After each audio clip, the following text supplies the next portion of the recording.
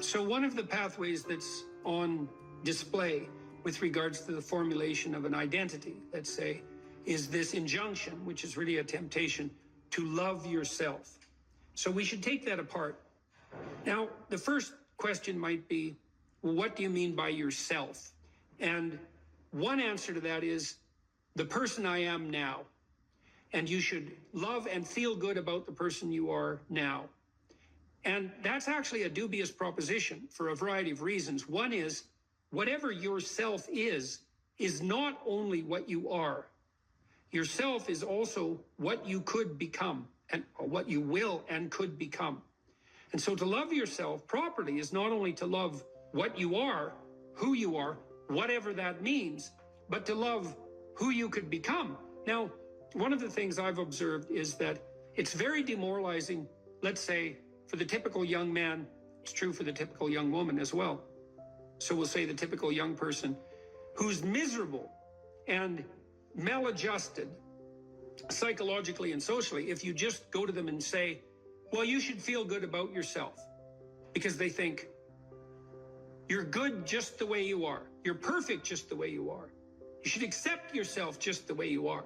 It's like, well, okay, so what does that say about who I should become? Is that just now off the table because I'm already good enough in every way?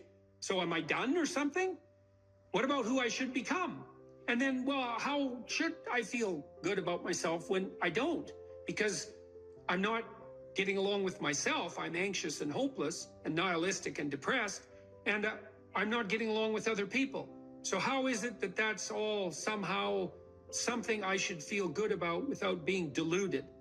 And these are complicated questions, because you don't want to beat yourself with a stick, which might be the opposite of that as well. Feel bad about yourself. It's like, no, be judicious and merciful with yourself and think that you need to accept yourself in some way, the way a mother accepts a child. But the maternal spirit is not the only spirit that governs the love that a child requires properly. You have the paternal spirit of encouragement as well, which is, well, we need to shelter and protect you and to provide for your security the way you are, but you could be a lot better and should be, and I have faith that you could be, which is the love that I'm delivering to what you're becoming rather than what you are. And so love that you direct towards yourself is partly directed towards that maternal care that's sort of the minimum precondition for basic flourishing, combined with an attitude of encouragement towards the possibilities of your being. And so that's a much more sophisticated so-called self-love, partly because it's the kind of love that envisions you as something that unfolds across time. And it's a much richer conception, because it also implies that there's a responsible adventure to your life.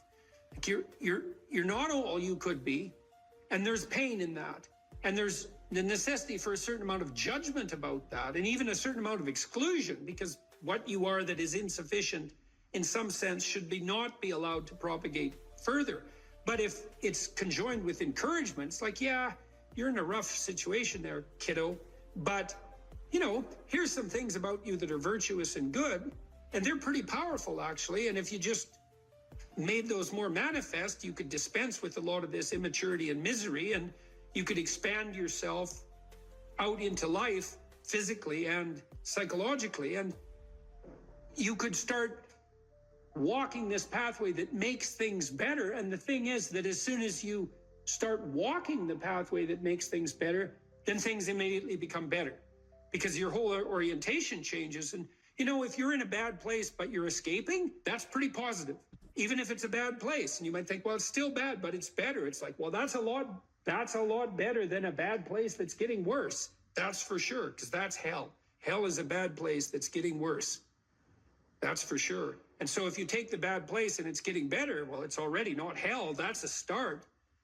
And so this notion of love, we've confused this with the maternal instinct for an infant. It's like, because an infant under 6 months is like, well, of course, your attitude towards an infant is you're exactly okay the way you are, in the sense that there's nothing to do with an infant under 6 months in the most fundamental sense, except to provide them with total care. But that's not what you do to any child that's older than 6 months. You start laying down some criteria for becoming, for improvement. And some of that improvement, because we can define it, well, there's nothing more perfect than a child, than a baby. It's like, yeah, but that's not true if the baby's 14 years old, right? It's true if the baby's 6 months old and actually a baby. But by 9 months, well, the child is going to start to interact socially. And now there's some principles that the child has to learn to abide by so that social interaction is optimized. And then you want to replace the infant with the toddler who has a certain domain of autonomy and responsibility and a certain capacity for social interaction. And you want to replace the toddler with the young child, with the preschooler, who now can negotiate a shared social space. And you want to replace the preschooler with the older child who's now capable of taking on as much domestic responsibility as is appropriate for that age. You want to take the infant who's entirely dependent and turn them into something that's autonomous and then socially integrated, and then socially integrated in a manner that's moving them towards individual responsibility.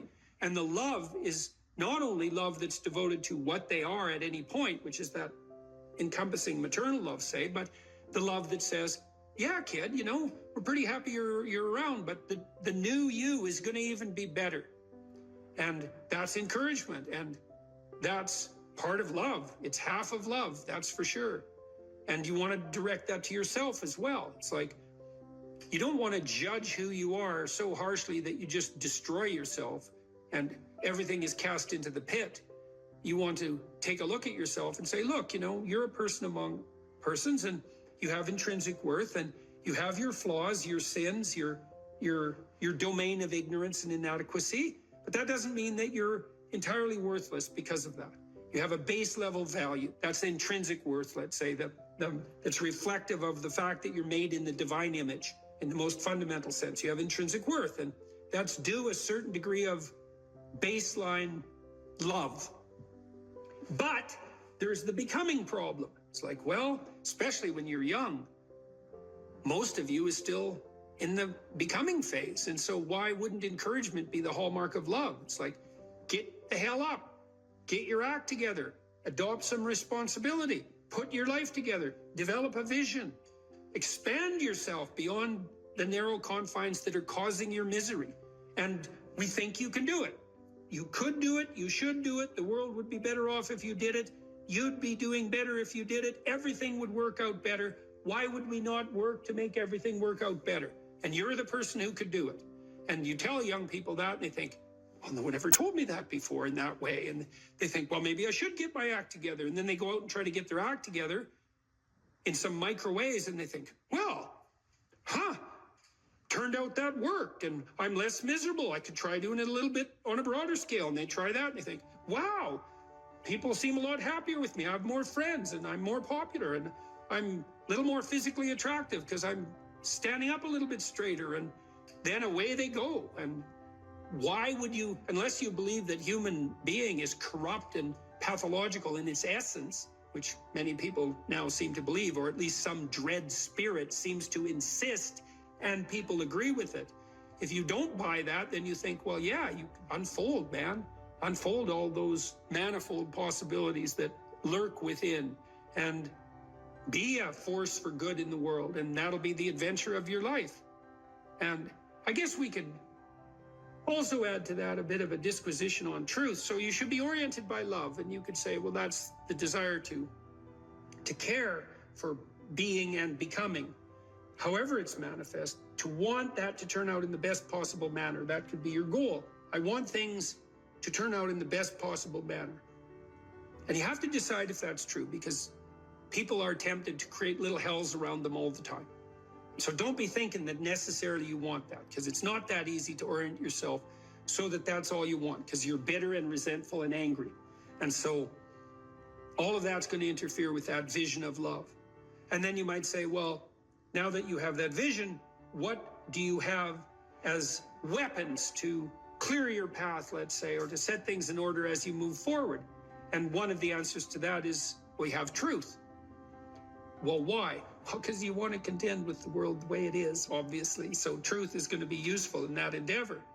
And then you might say, well, if I could get away with something by not telling the truth, why shouldn't I just lie? If I could get what I wanted and if I could avoid responsibility, why not lie?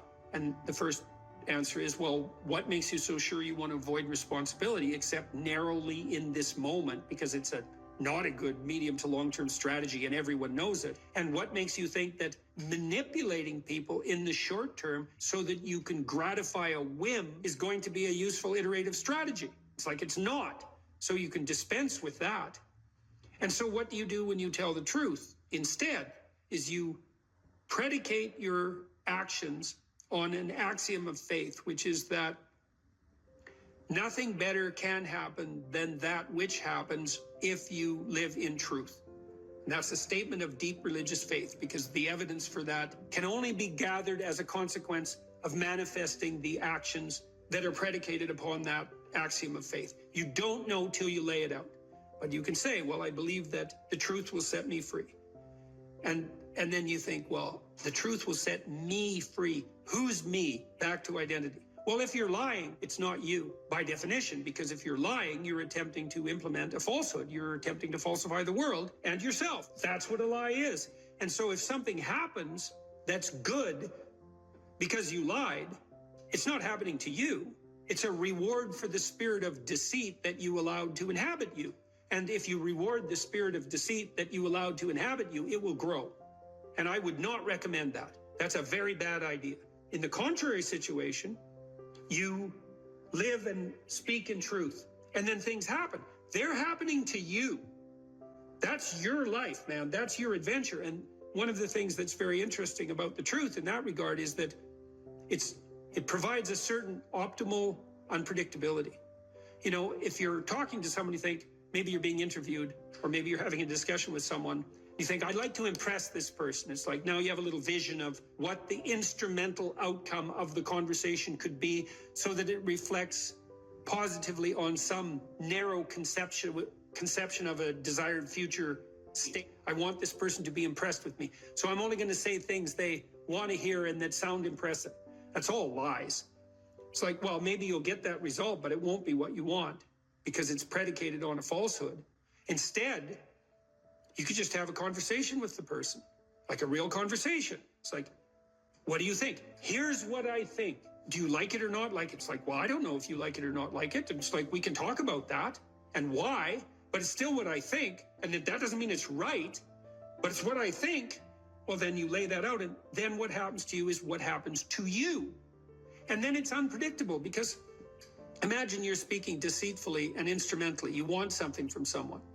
Okay, well then you're lying, so the you that receives is not you. It's the spirit of deceit. And it's also, you're instrumental because you think that that narrow vision is optimal, even though it requires deceit. You can just throw that away and you can say, well, I'm going to say what I think, carefully and judiciously, feeling out the words, and then I'm going to accept whatever happens, no matter how unpredictable. And then what you'll find is that's where you have adventure. Because you might ask too, well, what do you have to offset against the catastrophe of life? Responsibility, friendship, place, job, career, education, all of that. Adventure. Adventure. Is the adventure worth it? Well, if you tell the truth, you will have the adventure of your life. That's what will happen.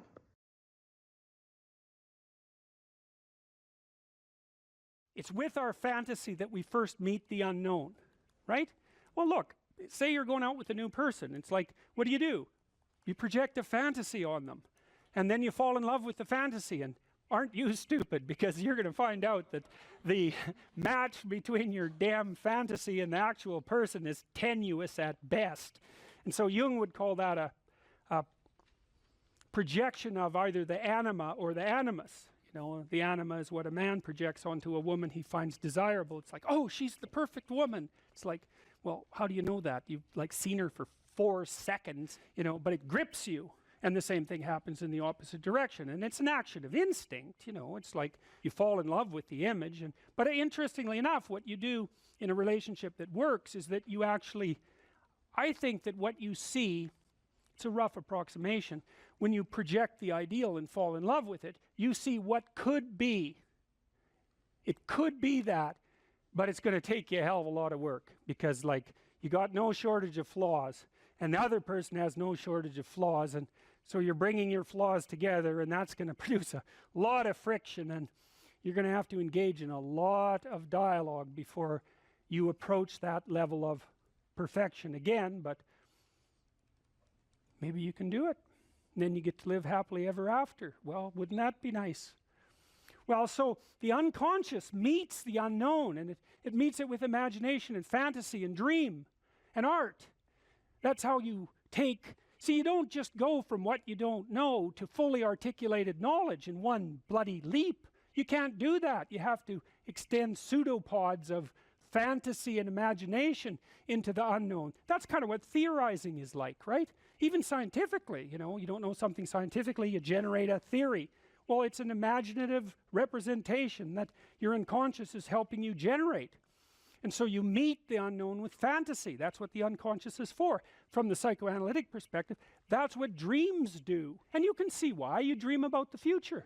You know, it's like, well, what's the future going to be like? Well, you have a little imaginative story going on, and it's like, you don't really create it. It's sort of, you watch it unfold. You know, maybe you can tweak it here and there, but it sort of comes to you from wherever the hell things like that come from. You know, the unconscious, that's the psychoanalytic answer. It's not really much of an answer, because it's more like a representation of a place that we don't understand. But that's where creativity comes from. And I mean, some people are really creative right down to the bloody core. So in my clinical practice, I often see people who are high in openness because they're attracted to me because they watch my lectures. And you have to kind of be high in openness to like my lectures. So because, well, you do, because they go everywhere, you know, and they're not necessarily very orderly. So anyways, lots of my clients are really high in openness, and they're funny people often, especially if they're smart, because sometimes they have the most nihilistic intelligence you can imagine. It's just self-critical and nihilistic and brutally brutal, man, and smart. And so they just criticize themselves out of existence. And so often I have to just try to get them to quit listening to their chattering self-critical rationality and go out and create something, you know, with their massive creativity. And as long as they're doing that, they're engaged in the world and happy as hell. But as soon as that self-critical rationality comes in and shuts down the creativity, they're just like walking corpses, you know. And it's because if you're really open, like you're a tree, and it has some trunks, and you know, your most prominent trait is the most lively trunk. And if you're a creative person and you're not engaging in a creative enterprise, you're like a tree that has had its vitality amputated. And so this is not trivial. This is deeply, deeply, deeply rooted in your biology. And those are people often who have like dream lives you just can't believe. I have one client, he has like 4 spectacular dreams a week, and most of the time we just spend discussing them. I mean, God.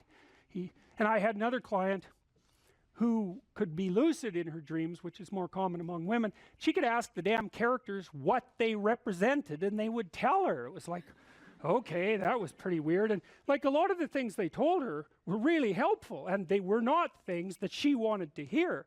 She basically, one of them told her if she was going to live, she'd have to go visit a slaughterhouse.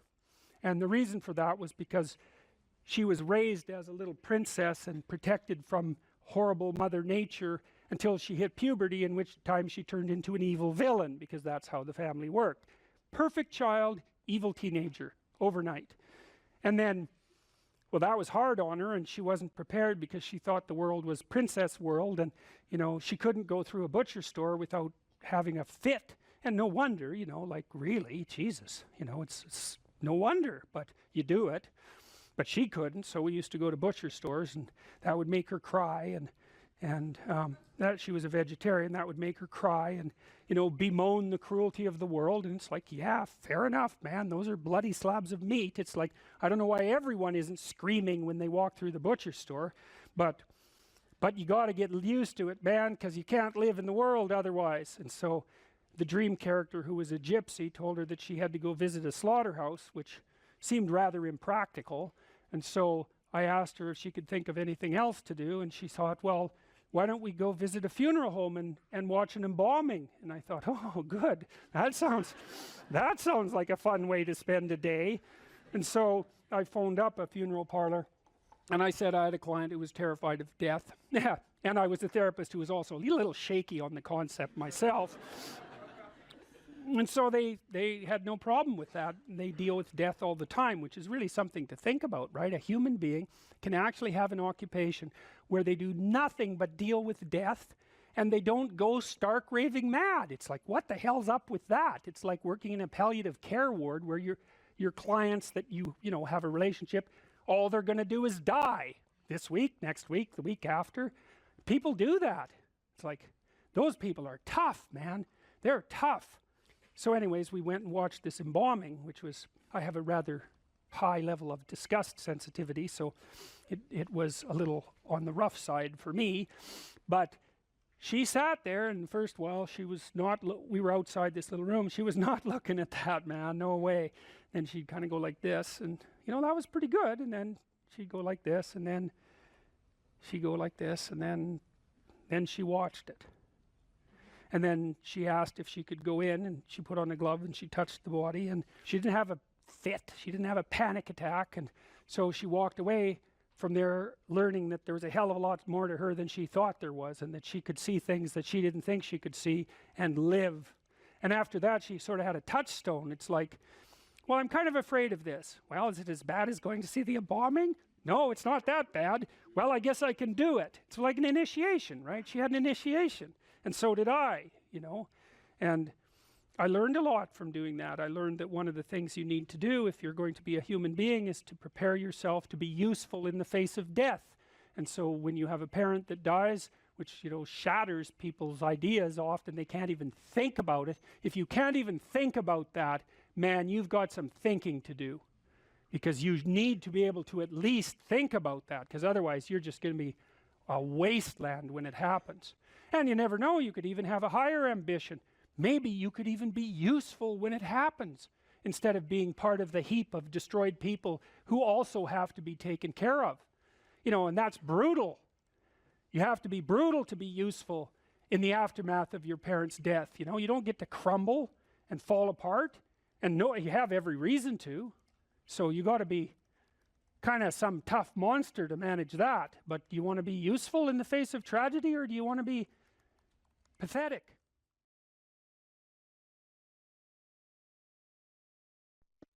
So now you're moving towards the promised land, let's say. So that's inspiring, and that produces positive emotion, because you experience positive emotion when you see yourself moving towards a valued goal. No valued goal, no positive emotion. That's how your systems are set up psychophysiologically. On the negative front, well, maybe anger and bitterness and fear stop you. Okay, so what do you do with them? Take good stock of your sinful nature, let's say. You know what temptations you're prone to and what knock you off the beaten track, and maybe you feel guilty about it. You know where your weaknesses are, and you probably have some idea of just what kind of hell you could inhabit if you let those weaknesses get the upper hand. So why don't you just write about that for 15 minutes? So let's say this isn't what you could have in 5 years. It's the pit you could dig for yourself if you decided to, you know, just sit there or dig. Everyone has a sense of that, you know, for some people. My temptation probably would have been alcohol. It calmed me in social situations. It made me feel a closer kinship to people, and it was a pretty good stimulant. And so it was a really good drug for me, and I enjoyed it quite a lot. Too much. But I learned that I had better things to do. I wouldn't have stopped without better things to do. And that's. And what did you mean by better things to do? Well, I was writing my book, Maps of Meaning, when I was still carousing as a graduate student. I'd started to put my life together by that point quite a bit, but I was still a party animal and very social. And but I found that I couldn't think hungover. And not only that, I couldn't handle the emotional tension of what I was dealing with intellectually. It was too, because, you know, if you're hungover, your emotions are more sensitive, especially your anxiety. And the work I was doing was way too demanding emotionally, because I was dealing with historical atrocity, and the motivations for that was just too damn dark, you know, to be dealing with hungover. Plus, once I had written a fair bit and was editing, once you've edited your work to a substantial degree, you have to use finer and finer gradations of judgment to continue to improve it. And if you're fuzzy-minded at all, if you've impaired your judgment, when you edit, you can make it worse, not better. And then I also realized that the only times I really regretted my actions was when I was drinking, because it disinhibits you, and that's fun. That can be really fun. But I'd wake up the next day and think, yeah, I was a little too provocative, I was a little too aggressive, I was a little too mean-spirited in my wit, a little too egotistical, or maybe more than a little on all of those fronts, a little careless in my choice of partner, a little uncontrolled in my social behavior in places I shouldn't have been, because, you know, I was starting to, well, I was a graduate student and a teacher by that point, and I was interacting with professors, say, in the social milieu. Responsibility grew. Yeah, well, it wasn't time to be drunk. That just wasn't good. That worked in northern Alberta to some degree in some subcultures, but in those situations, it just made me look like a fool. Well, it made me into a fool, not just look like one. And then when you and I got married, I didn't, and we were going to have kids. I thought, well, I'm not drinking when I have kids. Yeah, I wanted children. Yeah, and you know, you want to grow up at that point. And besides, I was ready to dispense with all of that by then. In any case, so you can imagine the hell you could inhabit. And then the advantage to that is, see, people are often afraid of moving forward, and no wonder. But you should be way more afraid of not moving forward. And so if you get that hell behind you, it's like, well, do I want to go there? Well, I don't have the effort or the energy. I'm not even sure that it's the right thing. It's like, well, do I want to go back there? It's like, no, definitely not that. And if you don't feel that, hell, then you're not nearly as motivated as you could be. Because if you have any sense of just exactly how bloody dismal and dark things could get, then, and that's right there for you. And that was one thing that... I thought it was helpful. I thought it was helpful when I did the future authoring to think about where I would go if I went to the wrong place. Why? Well, it's just good to know how you will fall apart. Yeah, well, and it's possible. Well, and you can also ask yourself, and studying historical atrocity also helped me with that. It's like, well, do you want to be a, what would you call a sadist? You're bitter and resentful. You want to hurt other people? Is that where you want to end up? You want to lie and deceive? Because that's where you end up if you lie and deceive. You want to be resentful and bitter? Because that's where you end up if you're resentful and bitter. Yeah, but sometimes, you know, people, they just don't know what to do about it. So your program helps them to make a plan. Yeah, well, and the plan is really, look, we're visionaries, man. Human beings are visionaries. Really. Well, I found when I did the self-authoring, the 15 minutes of writing that I did, the dreaming I did, yeah. when I wrote about my future and just dreamed of what it could be like if it was just what I wanted. Yeah. And then outlined the goals, because you outline goals after that in the future authoring. Those things that I had identified appeared in my life. Those. Yeah, well. And that was quite shocking to me. Well, the thing is, you look at the world through a goal-directed framework. And so when you switch your goals, what appears to you in the world switches. It's mystical in a sense, but in another sense, it's just understandable. It's like, well, if I look that way, I see the TV and the couch, and if I look this way, I see you in the chair. Well, that's not that mysterious, but what I've done is I've changed the reality that manifests itself to me just by changing the direction of my orientation. Well, we do that metaphysically as well. And so, for example, if you decide that you're going to be courageously trusting towards people when they offer you an opportunity, even though you're skeptical and timid, but you decide, no, I'm going to have some faith in people, so I'm going to be courageous and trusting. Then when they open a door to you that's an opportunity, you'll think, oh, that's a door I could walk through, instead of thinking I'm moving into a trap. And it's the same reality in some sense, but the way that you're interacting with it changes, well, it can change it can invert. It can change so radically that it barely looks like you're living in the same world. There are a lot of potential interpretations that you can validly lay on the world. And some of them are extremely positive, and they still work. And wouldn't that be lovely if you could lay an incredibly positive vision on the world in a calculating and strategic manner, not an instrumental manner, right? Because you're aiming at something genuinely good, and that would work. And that is how the world works. One of the things I loved about my clinical practice, I loved this. It was so good, and I miss it. We're always working. The best parts of me and my client were working together to make everything about their lives better. And it worked. You know, like, I had lots of female clients who tripled their income in 4 years. They didn't even think that was possible. It's like, well, I don't make enough money, I'm barely making ends meet, single mothers, I have no idea what to do, I don't like my job. It's like, well, let's make a plan here. You know, what do you want? Well, I'd like to make this much money. Why don't we double that? And just, because you're going to aim at something. Some people do make more money than that, so maybe it could be you. Well, is that even possible? It's not even possible. It's like, well, let's just assume that maybe it's possible and see what you'd have to do. Well, you got to get your CV together. Well, it's full of holes. Okay, well, let's fix the holes. Okay, now you got to get a plan. Well, I'm not very good at interviews. Okay, let's practice interviewing till you're not just good at it, you're looking forward to it. You know, I had clients who were in such dire situations that all I could do was really help buffer them against that. But they were a minority. I wouldn't say more than 5% of my practice fell into that category. Everyone else, it was like just rapid improvement on all fronts, you know. And that's such fun. And there isn't anything more practical. This is the thing, too. There is nothing more practical than developing a vision. It's not some pie-in-the-sky exercise. Without a vision, you're chaotic and fragmented and hopeless and disappointed, and someone can stop you just by putting up a single obstacle. You're a house divided amongst itself. You have no forward movement. You're not enthusiastic, and that's to be filled with the Spirit of God, by the way. And your life is a sequence of disappointments and frustrations and tragedies, and you're a leaf blowing in the wind. And that is not what you're called to be. That's not what you're called to be. You're called to be a visionary constructor of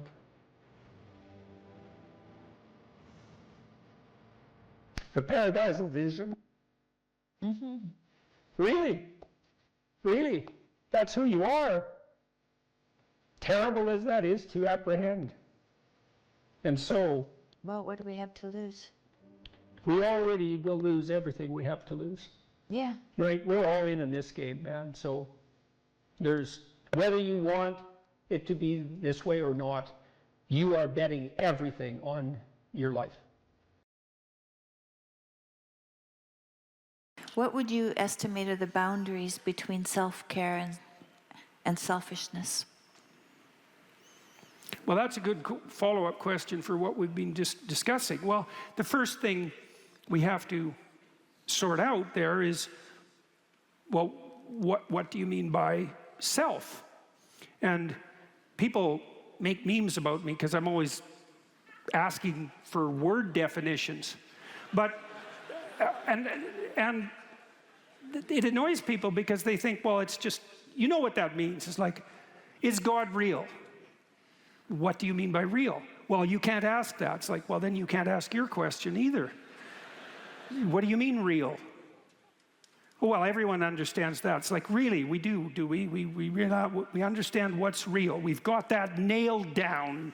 What you're really asking is something like, here's what I am insisting that you regard as real, which is usually something like an objective materialism. Does God fit into that category? It's like, well, that's a completely different question than the one you asked. No, perhaps, is the answer to that question, but you didn't formulate the question reasonably, because when you formulate a question like, is God real? God's a mystery in that question, and so is real. And you don't get away with the axiomatic presupposition that you've got real nailed down, and all we have to do now is mop up God. It's not reasonable. It's not acceptable in the least. It's just a trick. And it's not a very sophisticated trick. And so, in this situation, selfishness versus self-care, well, I think really the issue there is the definition of self. So, whatever the self is very complicated, because it's really what you are at your core. That's the question. That's unbelievably complicated. It's like, what the hell do you know about who you are at your core? I mean, human beings we have no idea what we are in the final analysis. And so Carl Jung wrote books on the self. He believed Christ was a symbol of the self. It's a very complicated idea. It takes a lot of unpacking. You could think about the self as what it is that has demands right now. And when people attempt to define themselves subjectively, which has become something to be insisted upon in our current culture, they usually mean something like, the ultimate self is the whim that possesses me now. And that's a dubious proposition. What the whim that possesses you now is more accurately conceptualized as a fragmentary self. You know, if you have a 2-year-old and the 2-year-old wants something and has a little tantrum in the grocery store because of it, the impulsive demand that possesses that child in that context is a fragmentary part of the child, but it in no means is reflective of the totality of that person. And then you might ask yourself, well, what's the totality? And well, as I said, that's a very complicated problem, but the totality of a person is certainly their iterations across time. It's at least that, right? Because there's a past you, and there's a present you, and there's a future you, and whatever you is in the final analysis is the aggregation of all of that across time. And maybe the aggregation of all of your manifestations in every social context as well. And then I could say, well, if you're taking care of yourself wisely, then you're taking all of that into account simultaneously.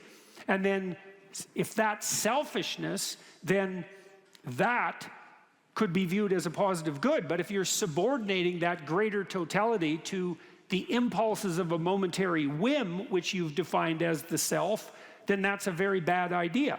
All that's going to do is cause trouble and make you unpopular. And so I don't believe there's any difference between service to the highest self and service to other people. I think those are the same thing. And we can think about that technically too. So there's a lot of other people and there's only one of you. And you're going to interact with people in a multitude of ways across your life. And you could imagine this, is that if you play fair in every interaction, or if everyone you interact with walks away from your interactions having gained, then everyone is going to line up to play with you. And so how is that going to be anything but good for you? How could anything possibly be better than that? Because you're outnumbered very badly. And so if all the people around you are inclined, because of the way you've conducted yourself, to facilitate your progress forward, why wouldn't that be the best thing for you that could possibly occur? And one of the things I've suggested to my audiences, and people seem to resonate with this quite deeply, is imagine yourself ill and bereft of capacity, suffering. You think, well, what might sustain you during such a time? This is the question that's posed in a marriage, for example, for better or for worse, let's say. And one answer is the fruits of the sacrifices that you offered in relationship to other people previously. And so what does that mean? Well, if you had been responsible and caring, mature, and self-sacrificing in the proper manner, and I don't mean martyrdom, like a nihilistic martyrdom or a resentful martyrdom, then you've stored up, to put it sort of coldly, social capital. And then people will be pleased to return the favor in times of desperation. And that way, if that was the case, for all of us all of the time, then we'd be in a mutually sustaining web of interactions. And that's not exactly organizing your psyche, right, so that you can sail through suffering. It's more external. It's that you're storing up your sanity in the reciprocal goodwill that you've built up with other people. And to do that optimally, you do that in a spirit of something like playful love, if you do it optimally. And of course that's going to redound to your great benefit. But even better than that, it's going to redound to your great benefit in a way that's also simultaneously mutually beneficial to as many others as you're skillful enough to manage. This developmental psychologist named Jean Piaget. Piaget is a very interesting thinker. And he was motivated by, his life's goal was to reconcile science and religion. And modern analysts of Piaget generally regard him as a developmental psychologist. But he described himself as a genetic epistemologist. And by genetic, he meant one who analyzes the genesis of things or their beginning. And by epistemologist, he meant someone who analyzes structures of knowledge. And so what Piaget was trying to do was to understand how our structures of knowledge developed across time. He thought if you wanted to pursue philosophy, and even more deeply, let's say theology, then it would make sense to look at how knowledge structures develop from childhood forward, because they're simpler in childhood and you might be able to understand them better than having to dive right into adult cognition. And he got a long ways on his enterprise. I think farther than people realize. He's a very sophisticated thinker. And he had this theory of equilibration, which is a lovely theory. So an equilibrated system will maintain itself without outside compulsion. And you might think, well, that's what you want in a political system, right? Because you want to live in a state that you want to live in. And you all, in fact, live in a state, I don't mean California, I mean the United States. And California less so lately, by the way. You want to live in a state where you don't have to be compelled. You want to be part of an organization that you've bought into voluntarily. And it's so interesting, because that's actually one of the criteria by which you could judge the value of a state. Does the state have to impose its dictates by force? Or does the state offer you a vision that you voluntarily accept and celebrate? And I would say your country has been very, very good at that. I mean, the American dream is not a dream that merely possesses Americans. Right? It's a dream that in some sense has been offered to the whole world. And I would say, you might ask, well, what's the evidence for that? And I would say, how about the fact that people want to move here? That constitutes the evidence. And even though this country is far from perfect, that's not exactly the issue. The issue is it less imperfect than the other offerings? And the answer to that is, well, do people want to move here? And if the answer to that is yes, then that's the evidence. And clearly they want to move here. And there are reasons for that. And the reason for that in some sense is because you're playing an equilibrated game. It's a game that will sustain itself without compulsion. And that's actually the definition of a game. So for Piaget, a game was a microcosm of the promised land. That's a good way of thinking about it, if you want to think about it theologically. So a game is an arrangement of vision shared by two or more players voluntarily. And so when two children decide to play a game together, maybe they decide to play house, the one child who's offering the game might say, do you want to play house? And the other child, say it's a boy and a girl, will say, yeah, I'd like to play house with you. And so then no force is required, because both are voluntary participants. And then the children develop a shared vision, which is the confines of the game, to play house. And then they run the simulation. And if they run the simulation properly, then they both find it engaging. And the engagement is a marker for the quality of the game, and the game expands their capacity to perceive and act with skill in relationship to an important life goal, right? Establishing a permanent relationship, because that's what you're practicing when you're playing house. And if that's done optimally, then it doesn't require compulsion.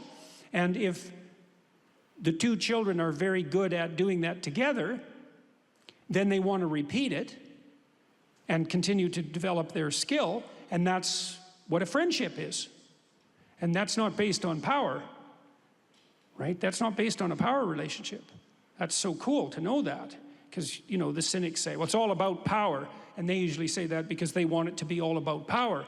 But really, but that isn't the basis for stable human relations. Stable human relations are based on the construction of equilibrated states. And if your marriage is equilibrated, you both want to be in it. Now, I mean, there'll be times when you don't, and, you know, you need to abide by the fact that you've accepted some constraints so that, well, you're not equilibrated, you're not getting along, you don't just leave, right? You still fight it through and try to reestablish an equilibrated state. But the idea of equilibrated state is extraordinarily interesting, and it's a vision of paradise. And the proper vision of paradise is something like eternal play. That's a good way of thinking about it. And play is a better basis for the establishment of social relations than power by any measure, by any multitude of measures. And so, properly selfish is an equilibrated state across multiple instantiations of games, across a very long period of time, in very many social contexts. And so, if you're serving that, that's enlightened selfishness, you could say. But it's identical with treating other people in the best possible manner. It's the same thing. And we know that, you know, we have an ethos, our culture is predicated on an ethos, which is treat your neighbor as you would like to be treated yourself, or maybe more, love thy neighbor as thyself. And that means to act towards your neighbor as if he or she is capable of producing a sequence of Jacob's ladder-like goals across time, and that you're of the same nature, and that will increase the probability that that direction will be the one that makes itself manifest. And that's definitely the case. I mean, I had people in my clinical practice who had become embittered and resentful. They were often naive people, and people generally start out naive, who'd been betrayed. You know, and they regarded their loss of naivety as an increment in wisdom. And you see this with cynical people, right? And they think, well, I was naive and I got burned, and that's not going to happen again. And it's like, fair enough, that actually is an increment in wisdom, but you're in the desert at that point, right? I mean, the naivety wasn't a virtue, and the collapse is a catastrophe, but the place you end up with is not positive. But you're not going to say, well, I'm not going to drop my cynicism and go back to being naive, because that would actually be a reversal of the acquisition of knowledge. Plus, you know, what they say, once burned, twice shy. So then, well, what's the alternative to the cynicism that's induced by malevolence? And the answer to that is something like, it's something like courageous trust. So imagine that you want to bring the best out of people, even though now you know that there's plenty of the worst there too. And the answer is, well, the question is, how do you do that? And the answer doesn't seem to be by facing everyone with a pervading spirit of distrust and bitterness. That just doesn't seem to work. And you might think, well, that's justified because I've been burned multiple times. Why wouldn't I do that? And the answer has to be something like, because you have the courage not to. Right? If you're not going to fall back into a foolish naivety and not allow yourself to be twisted into nihilism by bitterness, then your option is something like, well, I know perfectly well that you're full of snakes, but I'm going to extend my hand anyway. based on the faith that if you have the courage to do that, that the being that you will call out of the other person is thereby rendered most likely to be of the upward stumbling type. And I think that's the case. You know, you see people who are very sophisticated in their perceptions and social ability, and they can interact even with people who are quite corrupt and still increase the probability quite dramatically that the interaction will be positive.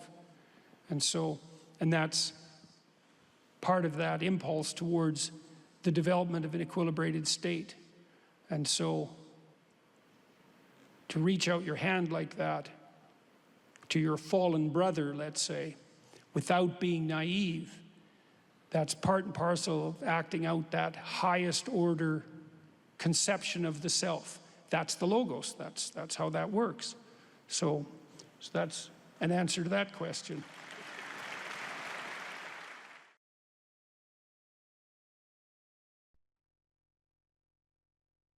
What we mean by soul is something like animating spirit.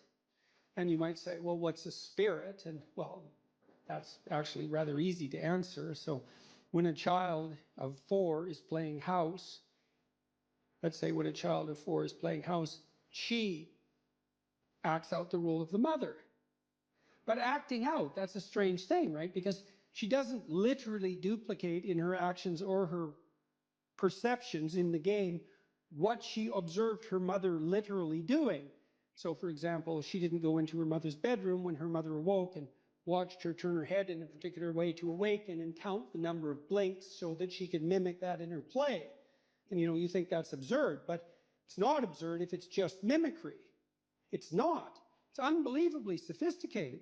So what the girl does is she watches her mother manifest maternal behavior across a vast array of instances, and she integrates that with the image of the mother she's received from all the books she's been read and all the little movies she's watched, the Disney movies and so forth, and she abstracts out the animating principle of the maternal, and then she embodies that in play, and usually with a little boy, and that's practice for what's going to come later. It's unbelievably sophisticated, and she's embodying a spirit, and the spirit there is the abstraction of the central animating principle from multiple embodiments of its manifestation. And if you think children can't do that, well, then you don't know anything about children, because they do that all the time in their pretend play, which is a necessary precursor to healthy psychological development. And so part of what we refer to as the soul is the presence of that spirit, or maybe even the capacity of embodying such spirits. And it's very difficult to know how deep that goes. I had a vision at one point of all the men in my life who've been particularly influential in a benevolent way.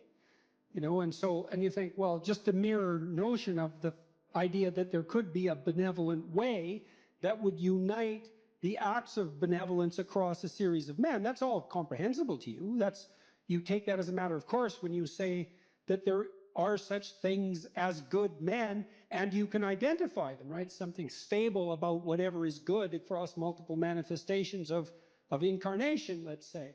And I saw that transform into the Father person of the Trinity as the embodiment of that benevolent spirit. Now, I don't have any idea what that means metaphysically, because who does? But that spirit manifesting itself within is certainly part of what we refer to when we talk about the soul. And you can see that shine through people. I mean, it's part of what gives someone charisma. It's part of what elicits the instinct to imitate in you. And you see that even in simple things. When you see a remarkable athlete do something incredibly athletic to put the soccer ball, the football ball through the net, to score the goal, and everybody leaps to their feet in celebration of that, well, that's a celebration of the divine capacity to hit the target dead on. And it grips you at such a low level, way down inside your soul, that you're compelled to your feet to cheer, and you don't even know what you're doing. But you enjoy it, that's for sure. And that enjoyment is also a sign of the depth and utility of that response. You see this in all the things that people do that are so-called popular entertainment. It's unbelievably sophisticated. the soul is participating in that in the fullest extent. And, you know, you can say, well, there's no use for the religious, there's no necessary use for the religious terminology. It's like, well, until you come up with a better word, there's plenty of use for it, because it's a very complex and deep phenomena. And to, you know, just cast it into the realm of superstition in some casual manner it's just not helpful. Not in any possible, it's not helpful scientifically, it's not helpful ethically, it's not helpful existentially. Try treating someone for a while as if they don't have a soul. Just really, I mean it, just, you know, treat them like a deterministic machine, if that's your belief. Really act it out. You'll be like the most hated person in town in about 15 minutes. Well, I mean, what do you make of practical evidence like that? I mean, you interact with people as if they're free souls capable of choosing between good and evil. That's what you do all the time. And maybe you can addle yourself out of that by some ridiculous rationalist ideology, but that just means you're kind of a gabbling fool, and it's just going to make you trip over things you don't even notice in all of your social interactions. I don't care how you think philosophically or ideologically, you bloody well know that what I just said is true. So, and that's true even when you're interacting with an infant or a small child. It's true when you're dealing with someone who's elderly and virtually incapacitated in every way. You still see that divine spark, for lack of a better term, and we do lack a better term, by the way. You see that everywhere if your eyes are open and if you're willing to see it, and to the degree that you're responsive to that, then your actions are guided by love and your words are guided by truth.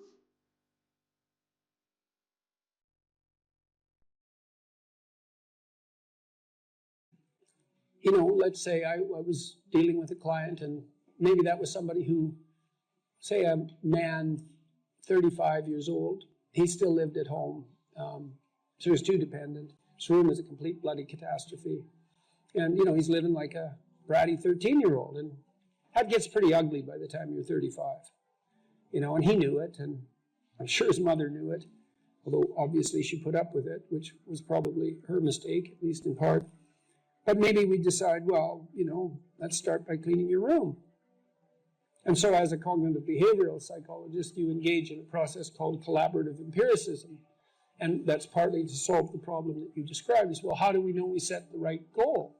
Well, we'd say, well, go try it. And just watch yourself like you don't know who you are, and come back next week and we'll see how you did. And maybe, I remember this one client, he came back and he said, you know, I went and got the vacuum cleaner from the closet, which is something I really never done, and I put that vacuum cleaner in the doorway of my bedroom, crossways, so it blocked the doorway, and then I just walked over it for a whole week. And like, he was completely nonplussed at his own intransigence. And look what he did, eh? He was so resentful and so angry that he, instead of vacuuming his damn bedroom like he planned, he just stuck the vacuum in his own way and then martyred himself over it every day for a week. It's like, okay then, we're starting to get somewhere with the whole you living at home thing here. And so, well, that was too high a goal for him. And you say, well, how do you know that? It's like, well, he didn't do it, did he? So then what you do practically is you say, well, how about you bring that vacuum cleaner into your room this week, and that's your whole assignment. And just watch what happens when you bring it in. Watch the fantasies that flicker in the back of your mind as you live out your resentment at your therapist, daring to make you bring that vacuum across the threshold of your bedroom. And so if people catch those fantasies, whew, that's quite the bloody night and quite the revelation to themselves, I can tell you, because you have to be one angry person to put a vacuum cleaner in your doorway and walk over it every day for a week. And so then we get somewhere. It's like, okay, now we're getting to the bottom of things, you know. But maybe the next week he'd come back, well, with the fantasies at hand and rather shocked as a consequence, but the vacuum cleaner was then in his room.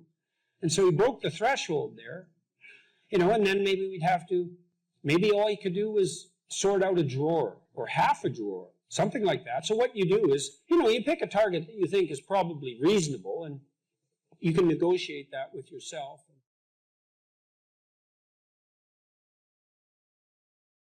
You only have to ask a stupid question once. You ask a stupid question, and if you're in a crowd and you ask a stupid question, 80% of the people in the crowd have the same question. They're just too cowardly to ask. But you ask and then someone actually tells you, you never have to ask that question again. You're no longer stupid. What stupid thing am I doing that I could quit doing? That I would quit doing? Because those aren't the same thing, right? Because you know there's stupid things that you're doing that you're just not going to quit doing because you like them. But there might be something on the edge there where you could stop that. If you want to know something about yourself, sit on your bed one night and say to yourself, you got to mean this, like you got to be desperate. This is no game, this. My life is not everything I want it to be, and perhaps it's not everything that I need it to be. And by need, I mean my life is so unbearable that the suffering that's attendant upon that is make me nihilistic, cynical, bitter, resentful, driving the proclivity to see evil everywhere except within my own heart. Like, these are problems, man. And you ask yourself, you sit on the bed and say, okay, man, I'm ready to learn something. What's one thing I'm doing wrong that I know I'm doing wrong, that I could fix, that I would fix? It's like, you meditate on that, you'll get an answer. And it won't be one you want, but it'll be the necessary one. You know, and it's often something that will point you to small things. Like, that works. You start making those micro improvements, like real micro improvements, real on the ground, actual micro improvements to things you know that are wrong, you'll improve unbelievably rapidly.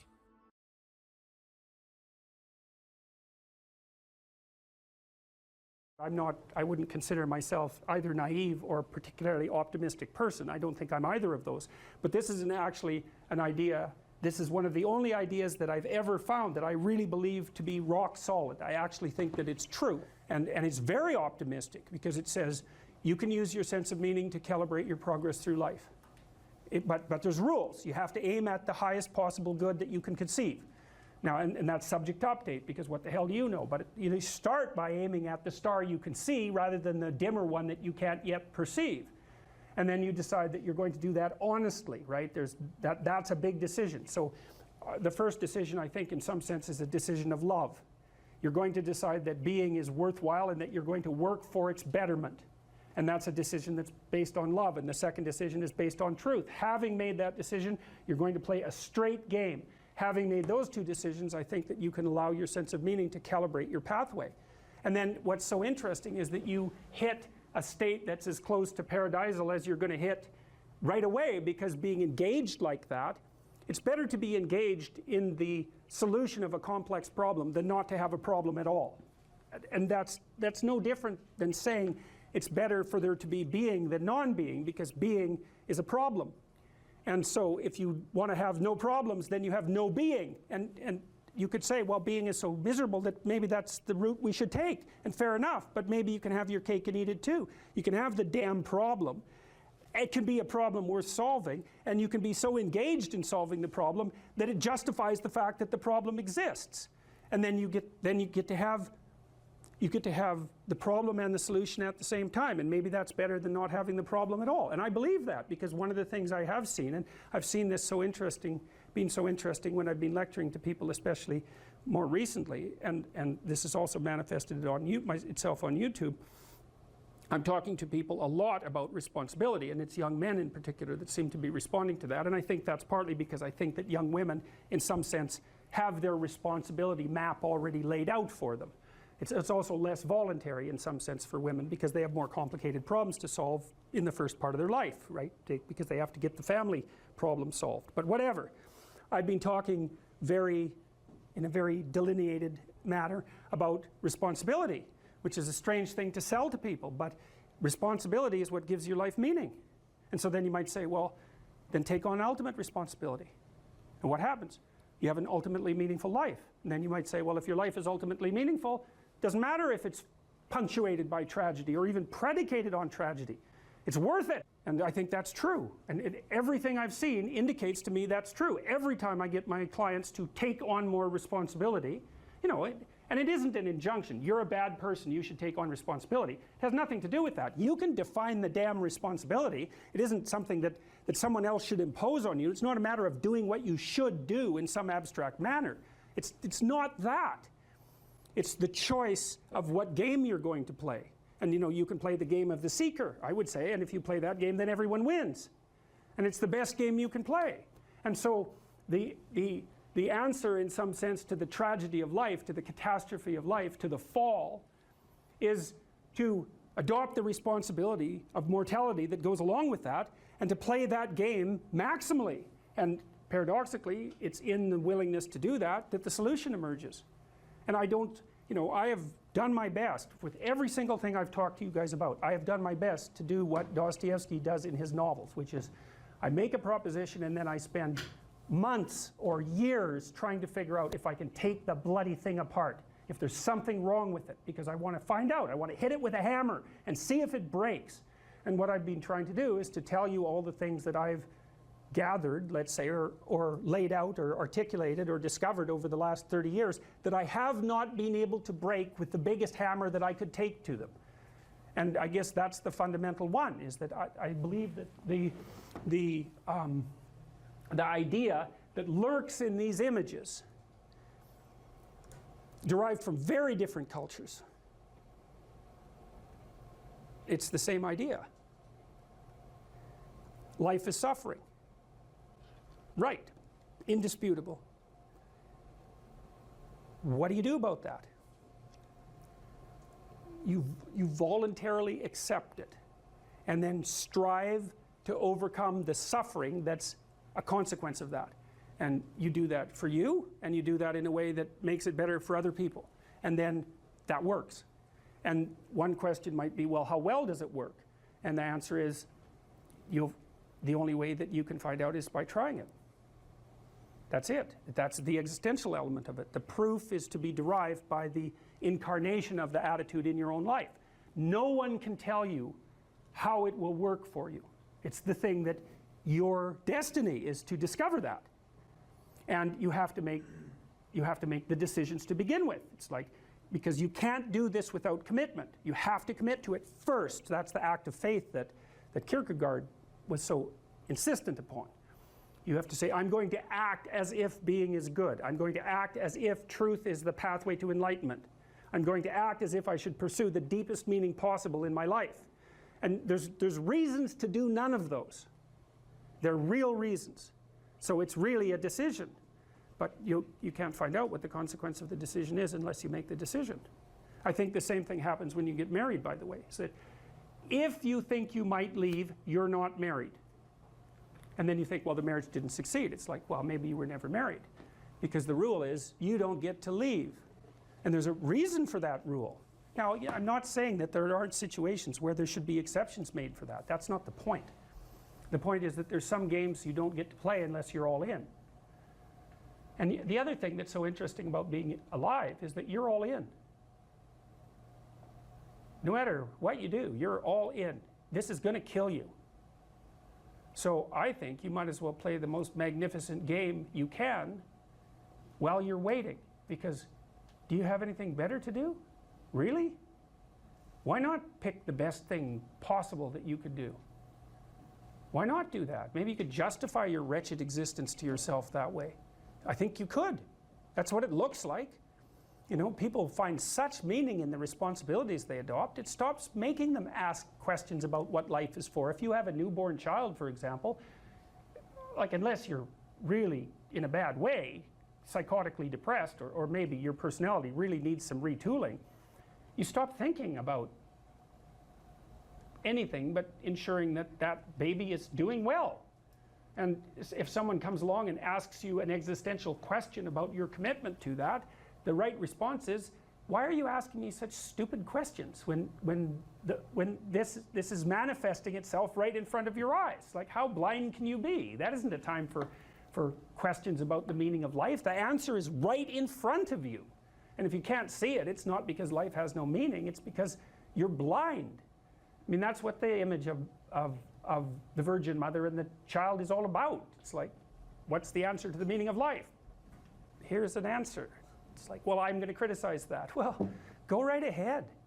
You know, it's like what you're like a what do you call that? A termite gnawing on a temple. There's no utility in that sort of criticism. It's blindness. And it's the same thing with regards to the path of the hero. It's like it glistens in front of you and you can criticize it. It's like,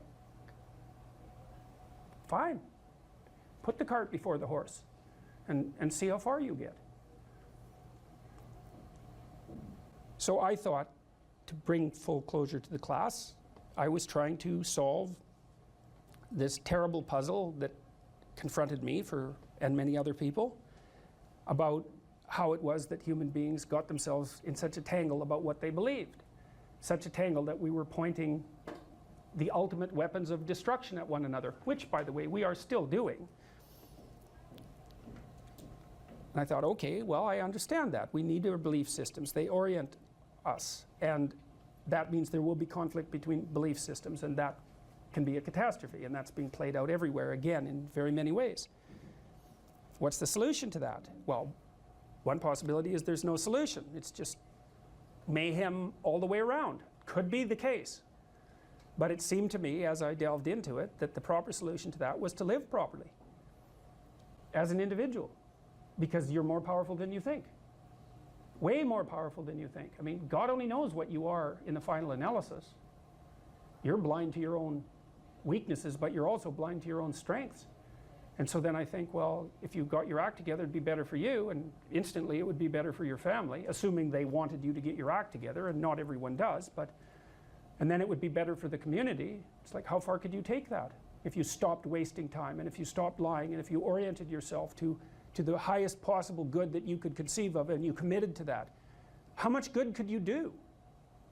Well, I would say, why don't you find out? So that's what I think you should do. You should find out. You don't have anything better to do. And there's nothing in it, as far as I've been able to tell, there's nothing in it but good. So maybe you could sort yourself out so that you wanted nothing but the good. And then maybe you could help make that manifest in the world. And maybe we wouldn't have all these terrible problems then. At least we'd have fewer of them, and that would be a start. So it's the answer to the problem of humanity is the integrity of the individual. That's the answer. So, and states that are predicated on that realization are healthy.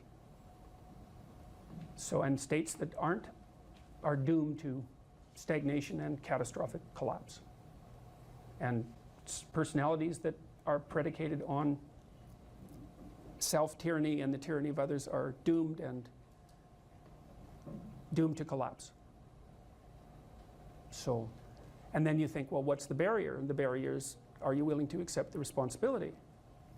And part of the answer to that is, reduce the damn responsibility until it's tolerable. You don't have to fix everything at once. You could just start by fixing the things that you could fix. Or you could even do it more. You could do it with even less self-sacrifice. You could start by fixing only the things that you want to fix. God, you can get a massive way that way. So do it.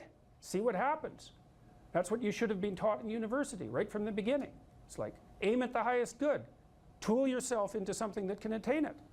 And go out there and manifest it in the world. And everything that comes your way will be a blessing. And so all you have to do is give up your resentment and your hatred. I know that's a hard thing to give up because you have plenty of reason for it. That's probably a good place to stop. So it was a pleasure.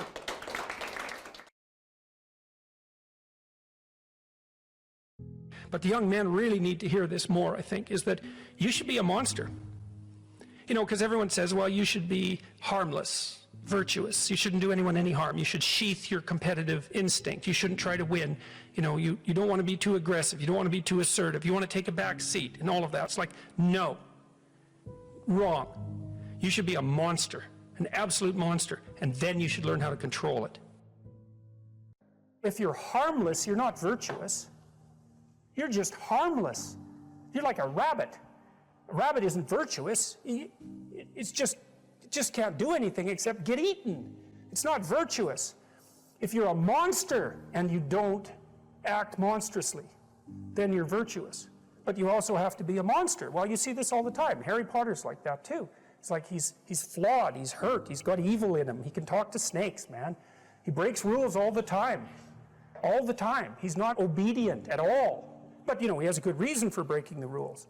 And if he couldn't break the rules, him and his little clique of rule-breaking, you know, troublemakers, if they didn't break the rules, they wouldn't attain the highest goal. So it's very peculiar, but it's a very, very, very, very common mythological notion. You know, the hero has to be a monster, but a controlled monster. Batman is like that, you know. I mean, it's everywhere. It's the story you always hear. Someone who is incapable of cruelty is a higher moral being than someone who is capable of cruelty. And I would say, and this follows Jung as well, that that's incorrect, and it's dangerously incorrect, because if you are not capable of cruelty, you are absolutely a victim to anyone who is. And so part of the reason that people go watch anti-heroes and villains is because there's a part of them crying out for the incorporation of the monster within them, which is what gives them strength of character and self-respect, because it's impossible to respect yourself until you grow teeth. And if you grow teeth, then you realize that you're somewhat dangerous, or maybe somewhat seriously dangerous, and then you might be more willing to demand that you treat yourself with respect and other people do the same thing. And so that doesn't mean that being cruel is better than not being cruel. What it means is that being able to be cruel and then not being cruel is better than not being able to be cruel. Because in the first case, you're nothing but weak and naive. And in the second case, you're dangerous, but you have it under control. And you know, a lot of martial arts concentrate on exactly that as part of their philosophy of training. It's like, we're not training you to fight. We're training you to be peaceful and awake and avoid fights. But if you happen to have to get in one, and I guess the philosophy also is that if you're competent at fighting, that actually decreases the probability that you're going to have to fight, because when someone pushes you, you'll be able to respond with confidence, and with any luck, and this is certainly the case with bullies, with any luck, a reasonable show of confidence, which is very much equivalent to a show of dominance, is going to be enough to make the bully back off. And so the strength that you develop in your monstrousness is actually the best guarantee of peace. And that's partly why Jung believed that it was necessary for people to integrate their shadow. And he said that was a terrible thing for people to attempt, because the human shadow, which is all those things about yourself that you don't want to realize, reaches all the way to hell. And what he meant by that was, it's through an analysis of your own shadow that you can come to understand why other people are capable, and you as well, of the sorts of terrible atrocities that characterized, let's say, the 20th century. And without that understanding, there's no possibility of bringing it under control. When you study Nazi Germany, for example, or you study the Soviet Union, particularly under Stalin, and you're asking yourself, well, what are these perpetrators like? Forget about the victims, let's talk about the perpetrators. The answer is, they're just like you. And if you don't know that, that just means that you don't know anything about people, including yourself. And then it also means that you have to discover why they're just like you. And believe me, that's no picnic. So that's enough to traumatize people, and that's partly why they don't do it. And it's also partly why the path to enlightenment and wisdom is seldom trod upon, because if it was all a matter of following your bliss and doing what made you happy, then everyone in the world would be a paragon of wisdom. But it's not that at all. It's a matter of facing the thing you least want to face. If you're going to be a fighter, you have to want to win. And you have to want to hurt people. I mean, not for the sake of hurting them. That's what makes you different than an evil person. But you have to have that capacity. You have to develop that. And, you know, that's the step on the way to enlightenment, weirdly enough, because that isn't what people think. People have been fed this diet of pablum rights and impulsive freedom for so long, there's just an absolute starvation for the other side of the story. There are no rights, technically speaking, without responsibilities. And all we've had for 60 years is a dialogue about rights. Well, that leaves a hole on the other side of the story. And it's a hole that's in people's hearts, essentially. Because responsibility, well, perhaps that's not more important than rights. Like I said, they're part and parcel of the same formula. But it's in responsibility that most people find the meaning that sustains them through life. It's not in happiness. It's not an impulsive pleasure. Those things blow away at the first ill wind. But to adopt the responsibility for your own well-being and to try to put your family together and to try to serve your community and to try to seek for eternal truths and to live them, that's the sort of thing that can ground you in your life enough so that you can withstand the difficulty of life.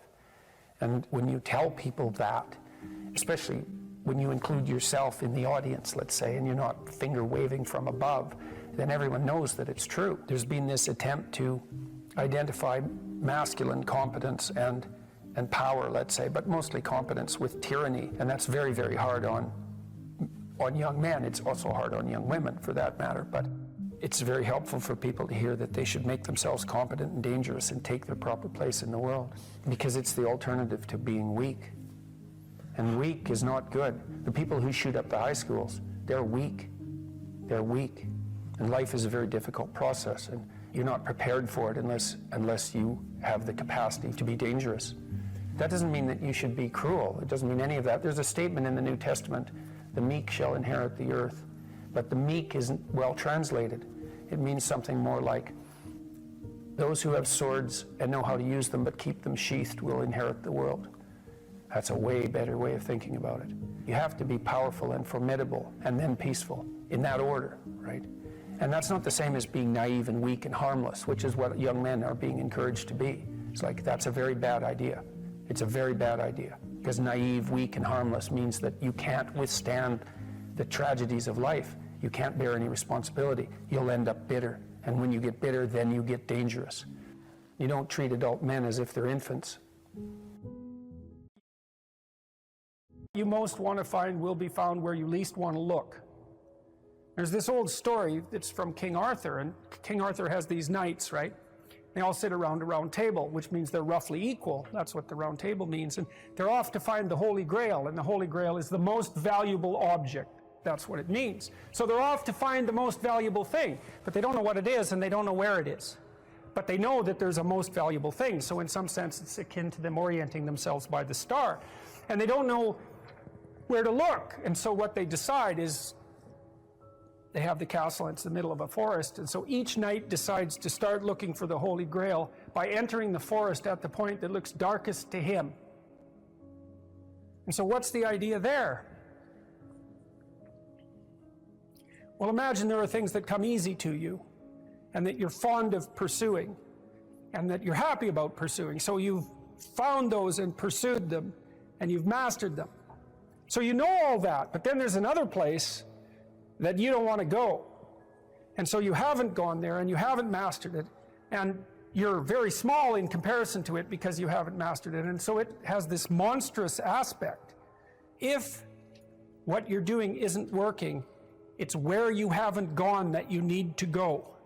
And so I can give you another example of this. So let's say you're an agreeable person, and so you don't like conflict, and you won't stand up for yourself, and you regard anger and the proclivity to provoke and to engage in conflict as something that's positively terrible. It's not only that you're not good at it, it's actually that it's wrong. So that's where you have to go if you're going to learn how to stand up for yourself. And imagine that you're afraid. Maybe you have something like agoraphobia. So there's a whole bunch of things that you're afraid of, and you don't want to go there. But if you want to put yourself together, then that's exactly where you have to go. And so it's frequently the case that what you want to find is to be found where you least want to find it. And that idea is echoed in the prominent stories of dragons and gold. It's exactly the same idea. The dragon is this terrible thing. It's this terrible predatory thing that lives forever and is very, very wise. And it lives underground, and it'll kill you. It'll burn you up in a second. But it hoards gold. And so you have to go there into the dragon's lair if you're going to get the gold.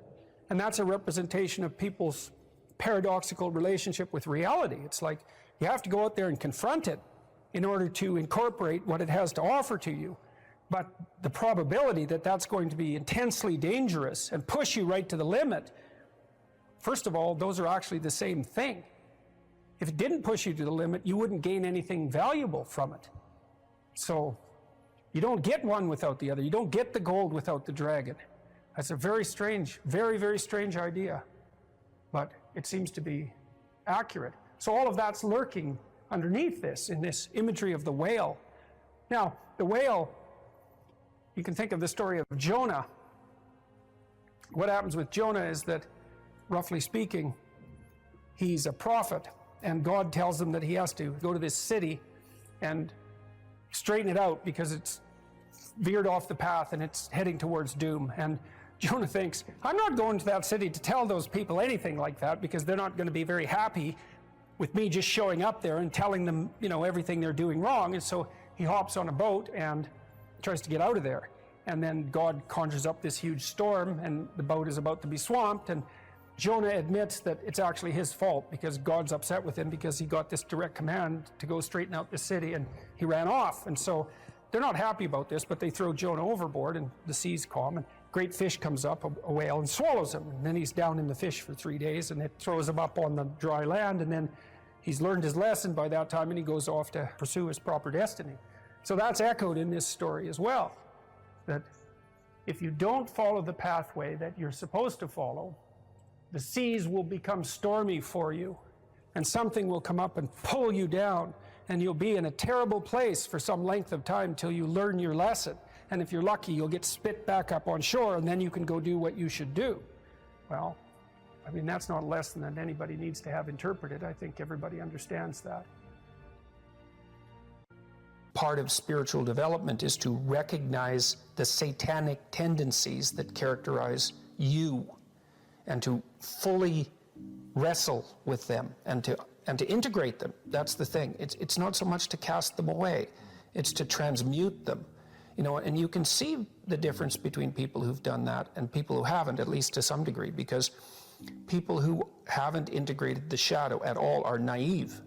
And you can tell that when you look at them, and you can tell that when you talk to them. And because they're naive, they're often resentful as well because they get taken advantage of. And someone who's integrated that more, they're dangerous in the martial arts sort of way, which is they're dangerous, but they don't have to use it because their presence radiates implicit potential for havoc. And that's really necessary. It's one of the things that gives people self-respect.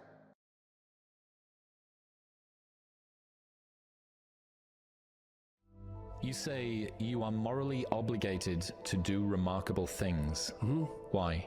Well, I think partly because life is so difficult and challenging that unless you give it everything you have, the chances are very high that it will embitter you, and then you'll be a force for darkness and not good. And so, you know, the fact that life is short and can be brutal can terrify you into hiding and avoiding. You can flip that on its head and understand that since you're all in anyways, you might as well take the risks that are adventurous.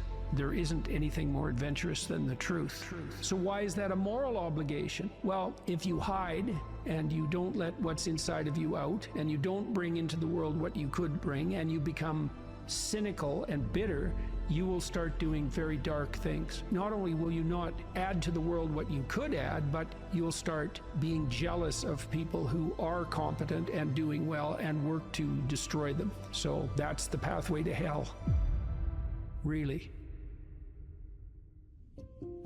We need to separate out the distinction between fantasy and delusion. You do have a fantasy about the future. So you have to provisionally map the future. That's what a plan is. That doesn't make it a delusion. Like, it becomes a delusion when the map bears no relationship to the underlying territory.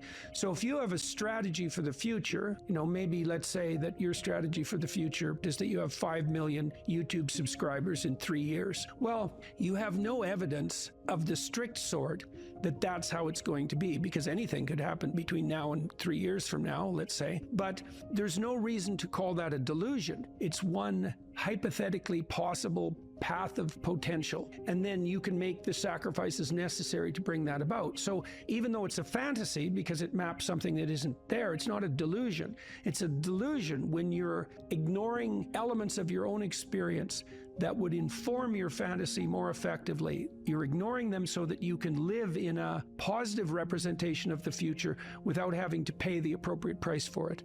The ultimate ideal is also the ultimate judge, because the ultimate ideal is something against which you fall far short. And that might be so painful that you can barely stand it. But then what you do is two things, I suppose, is you lower the ideal and you raise your estimation of your potential. And what do I mean by lower the ideal? Well, if you're comparing yourself to someone or even to a future self, and the gap is so painful that it paralyzes you, then you've created a dragon that you don't have the tools to master. And so what you have to do is you have to scale the dragon down to size. And you want to scale the dragon down to size until it's a size that you are willing to move toward, however small that is. Now, you know, if you're here and your ideal is here and that gap is unbearable, then you reduce the gap and you reduce the gap. And you're going to have to do that anyways, because you're not going to move from where you are to perfect in one fell swoop, right? There's going to be incremental steps. So you have to fill in that hierarchy of progression with a high enough resolution representation so that you can start to move forward. There's another gospel comment that's very interesting. It's called the Matthew principle. And the Matthew principle is, to those who have everything, more will be given, and from those who have nothing, everything will be taken. Now, it's brutal because it implies that reality works like this. When you're moving up, you go like this, right? And that's pretty nice. That's a lot better than this. But when you're going down, you go like that, right? It's like downhill, downhill, cliff. Okay, so you want to avoid the downhill path. Well, if the uphill path is like this, which is like exponential, let's say, or geometric, then what that means is that it doesn't matter how big the first steps you take uphill are, even if they're trivial, even if they're shameful in their size, because you're so useless. If you're disciplined in that, you'll speed up extraordinarily rapidly.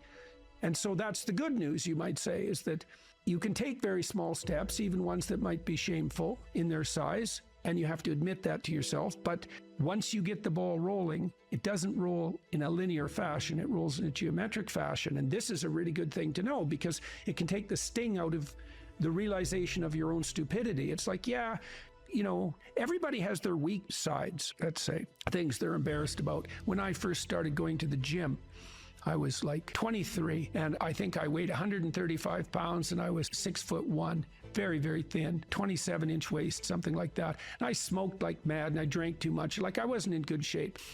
The first attempts forward I took in the gym, I went to this swimsuit class. Jesus, it was me and this like really fat guy, young guy, probably not in any worse shape than me, and like 7 old women over 70, and they could outswim me. Like, it was pretty damn humiliating. And so I did a semester of that and got myself in somewhat better shape. And then I started to go to the gym to work out, to lift weights. And that was also rough because, you know, I'd be underneath the bloody bench press trying to lift 75 pounds off the rests. And, you know, some muscle-headed bastard would come over and tell me how to do it. And it's like, yeah, thank you. But you know, it's embarrassing, and lots of times people won't do things like go to the gym because they're so embarrassed about how they look or what sort of shape they're in. And it's a pain to start at the bottom, but you start at the bottom where you're weak.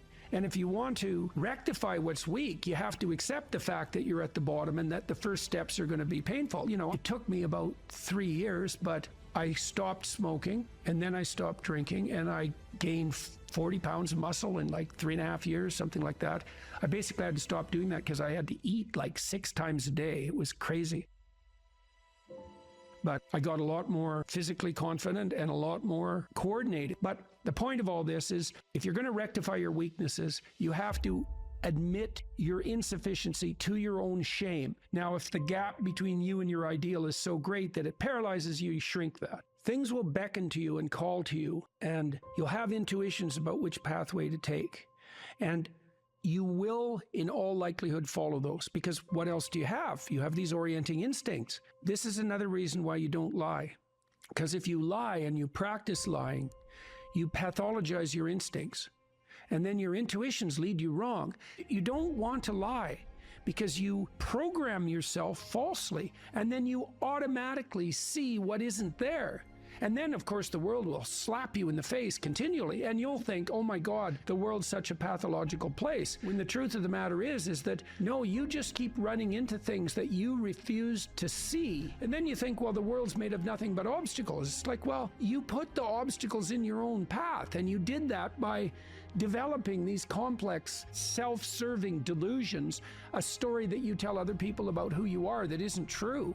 You're trying to lay out a map that bears no relationship to reality, and you keep wondering why you wander off the path and into a pit. It's like, well, how could it be otherwise?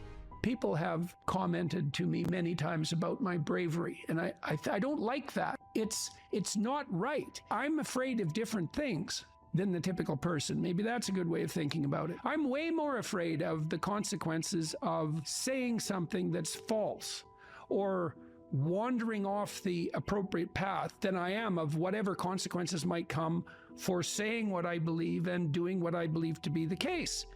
I'm way more afraid of that.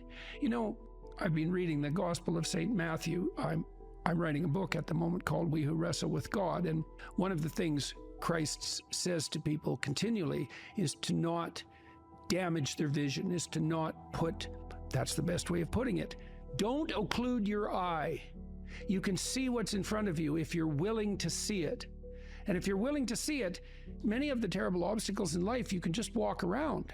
But if you blind yourself purposefully to follow your own narrow, self-serving delusion, you're going to run into terrible things and terrible people and the terrible part of your own soul all the time. That's what you should be afraid of. You can't be isolated, alone, without responsibility and pursuing your hedonistic nonsense and not be insane and miserable. Those are all the same thing, right? And so, you know, it's got to the point, I've said things that have made me somewhat unpopular, like it's very difficult for people to mature until they have a child. You find a huge part of what you are in that relationship. It makes you responsible, makes you grow up. It gives you the opportunity to mentor someone. You have someone around who's more important than you. Well, that's part of being mentally healthy. It's a huge part of it. This enterprise that I've helped put together, Alliance for Responsible Citizenship, we're trying to put forward a model of governance. It's called a subsidiary model, and the idea is that people have multiple social roles that scale. No, there's you should take care of yourself, integrate yourself, which means you can conduct yourself properly across the medium to long run. You're self-sustaining. Then you can maybe extend that to your partner, and then to your family, and then to your local community, and then to broader communities as you become more and more competent and able to take on that responsibility. That's the alternative to isolated hedonic slavery. You're slave to your own whims, and it's the alternative to tyranny, because if you take on all that responsibility, you don't have any need for someone to govern you. It's truly the case that your sanity is the concordance between you as an individual and the world. That's the sanity. You're distributed out into the world, and you should be, and that's, you want to be. That's where the adventure is. You want to be solipsistic? The solipsistic porn masturbator. Jesus, it's no wonder to be aimless and miserable. Well, God, it's so pathetic. Why am I so unhappy? It's because you think about yourself. Oh, no, you think about the lowest impulses in yourself all the time. That's why you're miserable. People exist in a sacrificial relationship to the world. What does that mean? It seems to mean something like human beings are aware of their extended self. You know you're going to be around tomorrow and next week and next month and next year and 5 years from now and 10 years from now. Now it's less certain as you go out, but you do have the sense of yourself as something that stretches across the decades. Okay, and so what that means is that you have to conduct yourself in a manner that isn't merely immediate. You have to conduct yourself in a manner that will work across time. Now, how do people do that? They work. Work is a sacrificial gesture. So you work, by definition, virtually. Work is the sacrifice of the present for the future. I mean, maybe someone can come up with a better definition of work than that, but I don't think so. It's like you put in time and effort right now, even if it's something not what you'd like to be doing at the moment. You put in time and effort because you believe. What the hell does that mean? You believe it'll pay off. Well, is that a contract with the future? Is it a covenant? Because the relationship that the biblical corpus characterizes human striving is covenantal. It's a bargain. The bargain is you make the right sacrifices and they pay off. That's the bargain. Now, you might say, well, that's just part of the social contract, but the biblical corpus insists that it's deeper than that. It's built into the structure of reality itself. And that if you got the sacrifices right, the future would be paradisal. That's a kind of sacrifice right there, is that you're willing to sacrifice your short-term physiological and psychological comfort for a medium to long-term benefit. It's the essence of sacrifice. This is something the atheists don't understand about the biblical narrative, is that the narrative insists that we live in a sacrificial relationship. It's the essence of humanity to live in a sacrificial relationship. It's like, well, is that true or not? Well, as you mature, your relationships are more sacrificial. It's less about what you, in your narrow sense, want right now, and it's more about what's good over the medium to long run, including other people. Well, that's a sacrificial relationship. Now, the covenant, and this is a matter of faith. It's the matter of the deepest faith. Are you willing to act out the proposition that the way to make the world reveal it will suffice?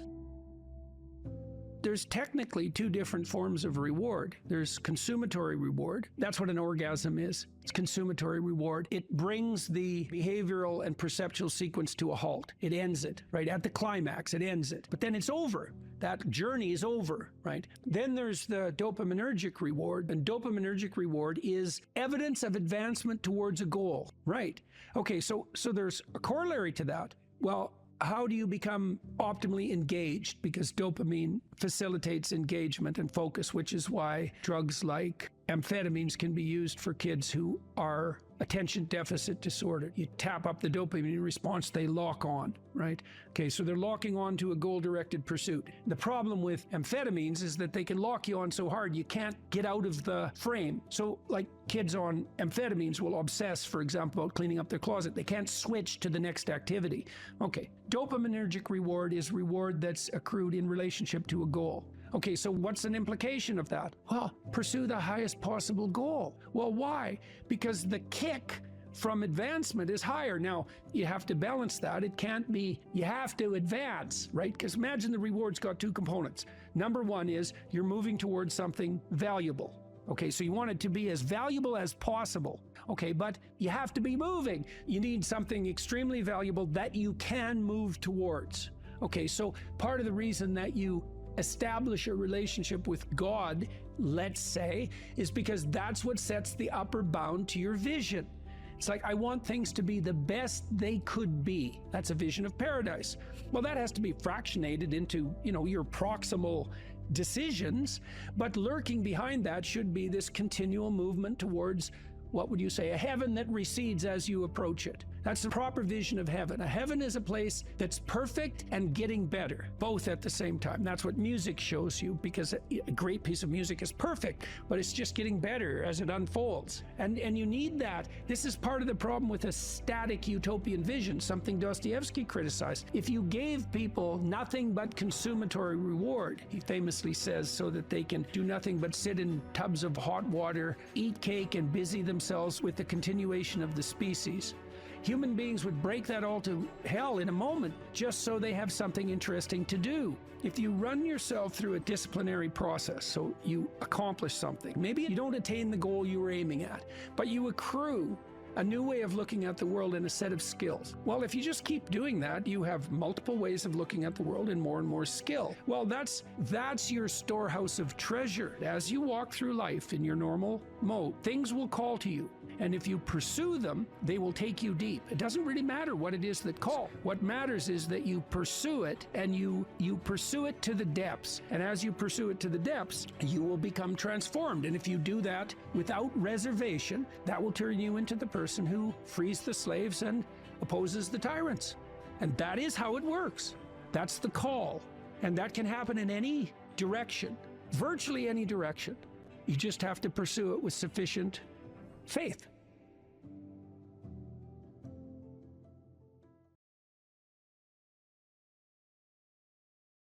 It's funny that philosopher Kierkegaard, you don't usually hear a joke that starts like that, by the way. He wrote 150 years ago, and he was one of the first people who really wrote about anxiety. He was one of the first psychological philosophers. And he regarded himself as rather useless, all things considered. And he wrote a section in one of his books about all the industrialists that were operating in Europe at that time, trying in every possible way to make life easier and more efficient and productive for everyone, which was definitely happening during the Victorian period, and Europe was rapidly transforming into an industrial powerhouse. And he said, someone as useless as him, with an orientation towards being a student who liked to sit and contemplate ideas and talk in cafes and smoke cigars and drink, could never do anything to make anything easier for anyone than everyone was already trying to make it. And so he thought that his task would be to make things more difficult for people, because there would come a time when what people wanted wasn't more ease, but more challenge and more difficulty. And that's really smart, you know, and it's witty and it's true. And one of the things that I've come to understand, I believe, is that, and Dostoevsky knew this too. He wrote about this in Notes from Underground. It's a great book, very short book, brilliant, absolutely brilliant, compelling, dark read. It's the confession of a miserable, resentful, like murderously genocidal bureaucrat who evaluates his own soul, I suppose, and confesses his sins. And it's also a critique of the idea of utopia oriented towards security. And Dostoevsky, who was dealing with the set of ideas that are really tearing us apart culturally right now, this idea of a eventual utopia based on something like security and safety. Dostoevsky really objected to that back in, this is like 1860, a long time ago. He said, you know, the thing about people that you don't really understand is that, he said, fundamentally we're ungrateful and we can curse. That's what distinguished us from the animals, which I thought is pretty damn comical. But he said something very interesting, you know. He said, if you set up a utopia so that all people had to do was eat cakes and busy themselves with the continuation of the species, that, yeah, right, Russian humor, you know, that after a surfeit of that, after enough of that, which would happen quite quickly, people would just go mad just to break things, just so something unexpected and remarkable could happen, and that we're not built for security and safety, but for something, well, let's call it adventure, something like adventure. That's a good thing to know, you know, because you don't want to suffer unduly. That seems reasonable. And you might think, because of that, that really what you want is happiness. But then Solzhenitsyn, for example, he wrote about what happened in the Gulag Archipelago under Stalin and said, you know, if your goal is happiness, what are you going to do when the jackboots hammer down your door at 2 in the morning and haul you off to the prison camp, because you're not going to be happy there. And so, you know, happiness is a boat that's easily capsized, and the waves are always there. And so if your philosophy is one of, say, impulsive happiness, same sort of thing Dostoevsky was pointing at, and Kierkegaard, then you're not prepared when all hell breaks loose. And all hell, it will absolutely 100% break through at some point in your life. And you're lucky if it won't be decades, you know, it'll certainly be some of it, and it might be a lot of it. And for some of you, it's going to be damn near the whole thing. And so if what floats your boat is happiness, you're going to be capsized by the first decent wave. And so then you might ask yourself, you know, what do you have instead of happiness that might be even more reliable? And I do think that adventure is more reliable than happiness. And in the Old Testament story of Abraham, founder of the Abrahamic faiths, and obviously what would you call it, a crucial figure in the development of world culture, Abraham is presented as a late bloomer, to say the least. He's like 83. People lived longer back then, at least so the story goes. And he had a very rich father by nomadic standards, and he could just sit around in the tent all day, and you know, a doting mother and a rich father, he could just sit around in the tent all day and eat peeled grapes and busy himself with the continuation of the species. And but you know, God appears to him and says, get away, get out of your security, get out of your comfort, leave your family, leave your community, leave your nation, go out into the world.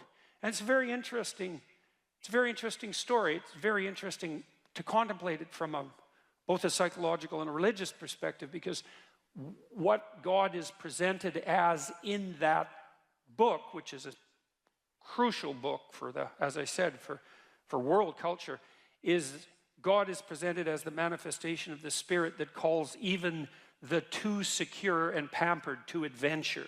And then Abraham has a pretty rough time when he goes out and has his adventure. It's not all, you know, Skittles and roses from then on in.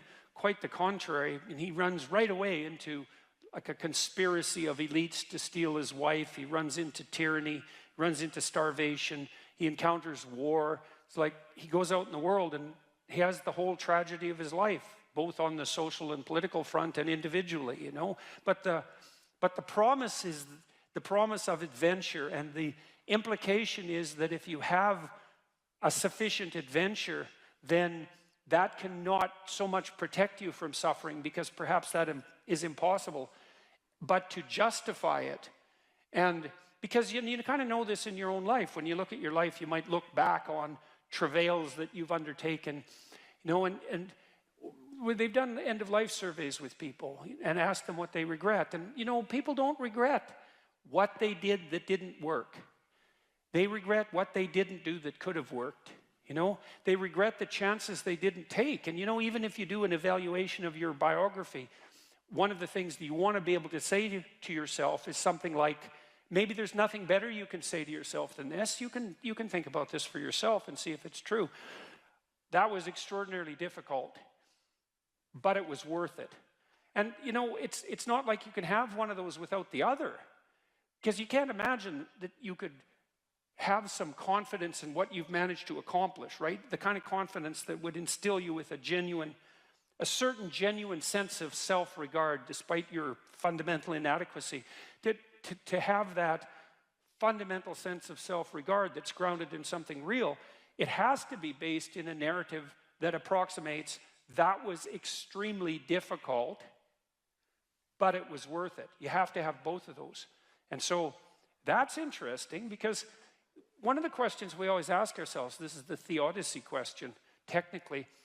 You see the suffering in the world, you see the suffering of children, you see maybe your own children or your suffering, and you wonder, well, how can reality be constituted so that I can have faith in its essence when there is so much suffering? And one answer to that is something like, well, how much suffering do you want? And you might think, none. It's like, yeah, I don't think so. I don't think that's right. At least you want something approximating optimized challenge. So you could say, at least you want to be pushed to your limit. And maybe you find the most exciting times in your life. In fact, you'll pay for this. You'll pay to have this experience, to be pushed to your limit. Not beyond it, or maybe even a bit beyond it, you know. And maybe not so far beyond it that you crumble and break and things fall apart. But, you know, could you be pushed to your limit optimally if there wasn't the possibility of falling apart and breaking? Like, that's an open question. How are you ever going to take something seriously if the consequences aren't actually serious?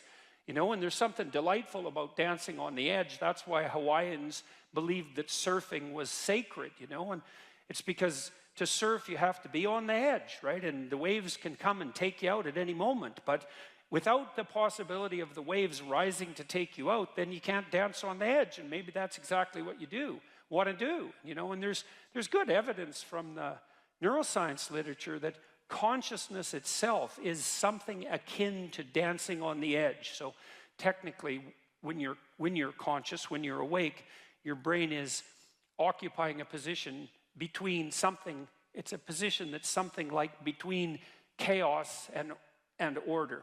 And If your brain's maximally ordered, well, you're just bored, nothing is changing. And if you're chaotic, then it's anxiety and catastrophe. But you want to be positioned right between those two, and that's when your consciousness is optimized, you know. And when your consciousness is optimized, then you're deeply engaged in life, and everything seems alive and meaningful. And maybe that's the solution in some profound sense to the problem of suffering. It's that you optimize your interaction with chaos rather than being protected all the time from everything that could hurt you. And you kind of know this too if you have kids, because you don't want to keep your kids in an infantile state, and because when they're infants, pretty much what you do with them, say they're 6 months and younger, is you just keep them secure and safe, right? You just provide everything that you can for them.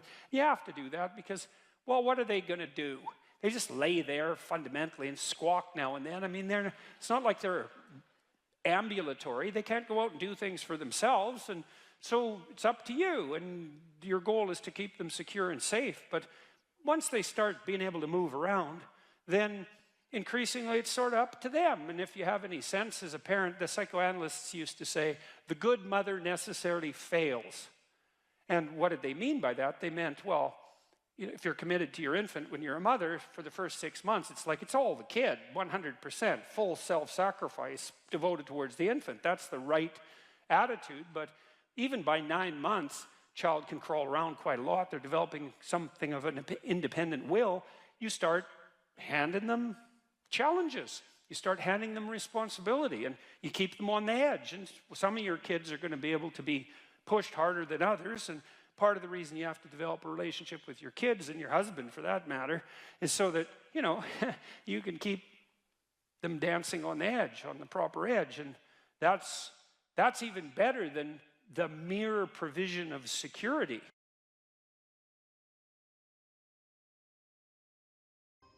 So as men move into their careers, how might responsibility and purpose be conceptualized? Well, look, so I always start from the fundamental observation that life is characterized by a fair bit of suffering.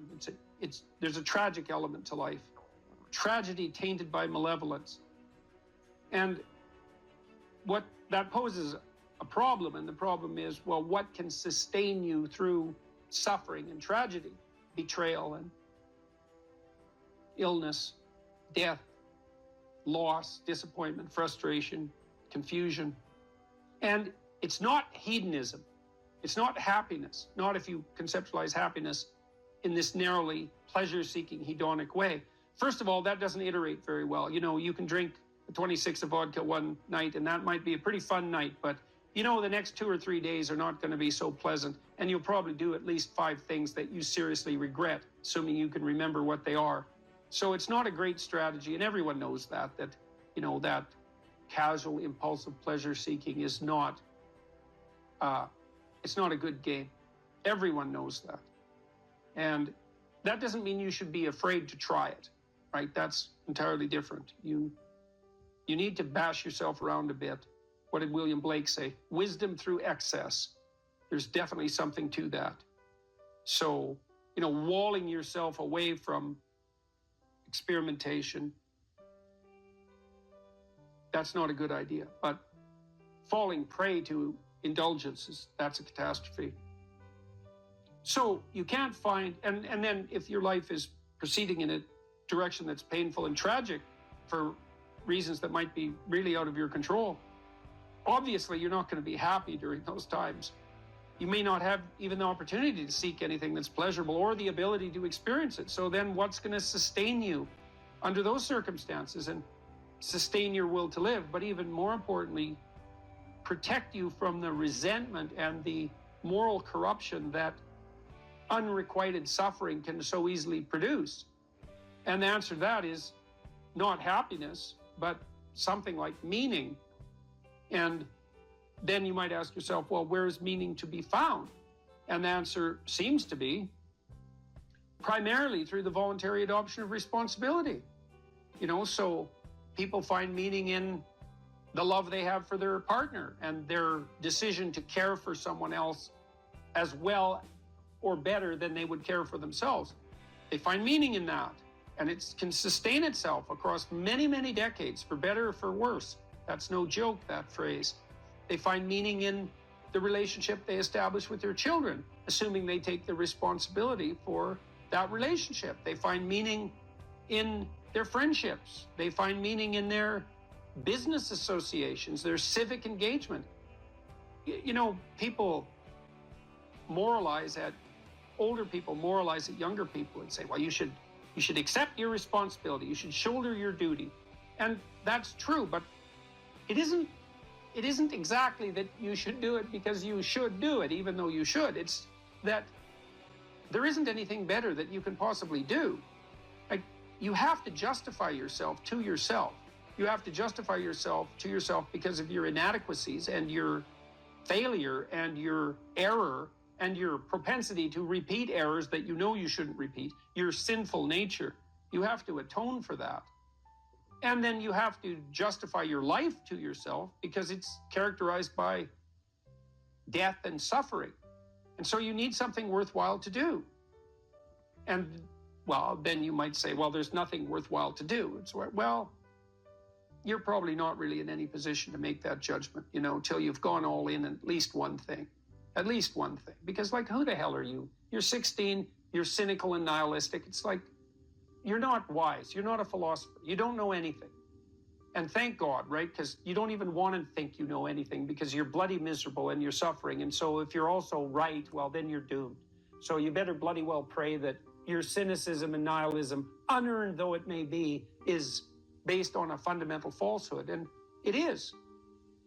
You can find deep significance in your life, and you find it essentially through the decision to voluntarily bear your suffering and to trudge uphill nonetheless. And there's something heroic about that in the most fundamental sense. And that heroism is something so deeply meaningful that it, in some sense, triumphs over even death. And so as you move forward through life, you mature, you start by developing responsibility for yourself, your friends, your roommates, then you take on a partner, and you have a family, and you expand the domain of responsibility and generosity, and you want to expand that. Who knows how much you can expand that? You know, you could be a credit to the nation. Well, there's an aim. Why don't you aim to be like credit to the nation by the time you're 50? Because what, you got something better to do than that? And the answer to that's no. And, you know, what are you going to do? You're going to pursue endless one-night stands. You're going to bury yourself nose deep in cocaine. You're going to become an alcoholic. You're going to pursue that tinsely, trashy hedonism that is nothing but destructive and generates nothing but self-contempt, and then bitterness, then misery, then vengefulness. It's like, that's why do that? I mean, it's easier in some sense, right? Although it's not, because it's rife with catastrophe and suffering. So it's way better to envision yourself as, that's the cross image fundamentally, right? The pathway to redemption is to bear your cross up the hill voluntarily. It's a hell of a thing to ask, right? Because you have to accept the fundamental limits of your mortal vulnerability. And you have to say to yourself, I will do good nonetheless. Right? And that's not obedience. That's not naivete. That's a cold decision, man. So everyone great makes that decision. So make that decision, because maybe you're great.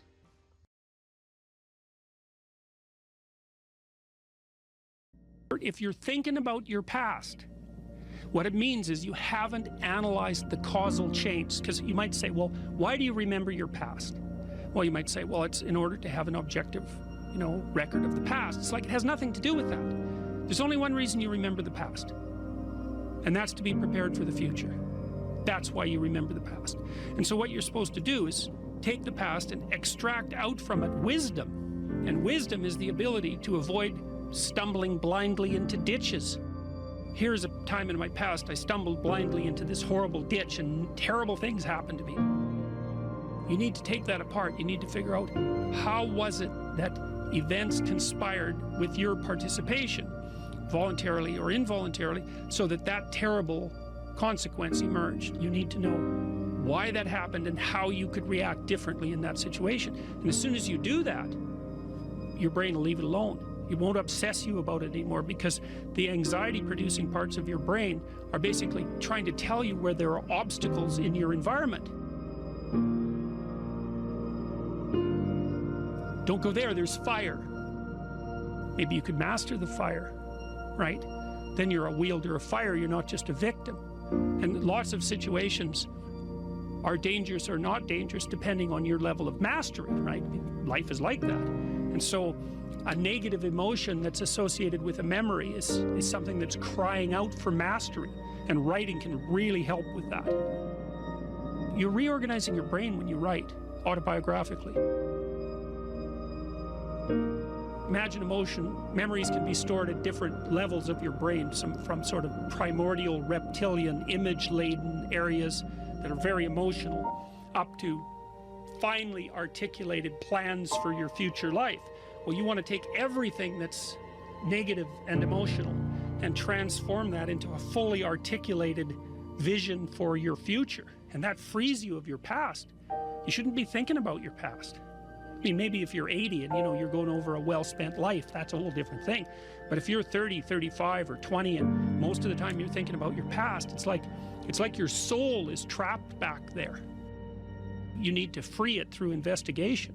And the metaphysical language is appropriate, because that is in a sense what you're doing. You're trapped in the past. It's like you got to break free of that so you can use all your resources to move ahead into the future.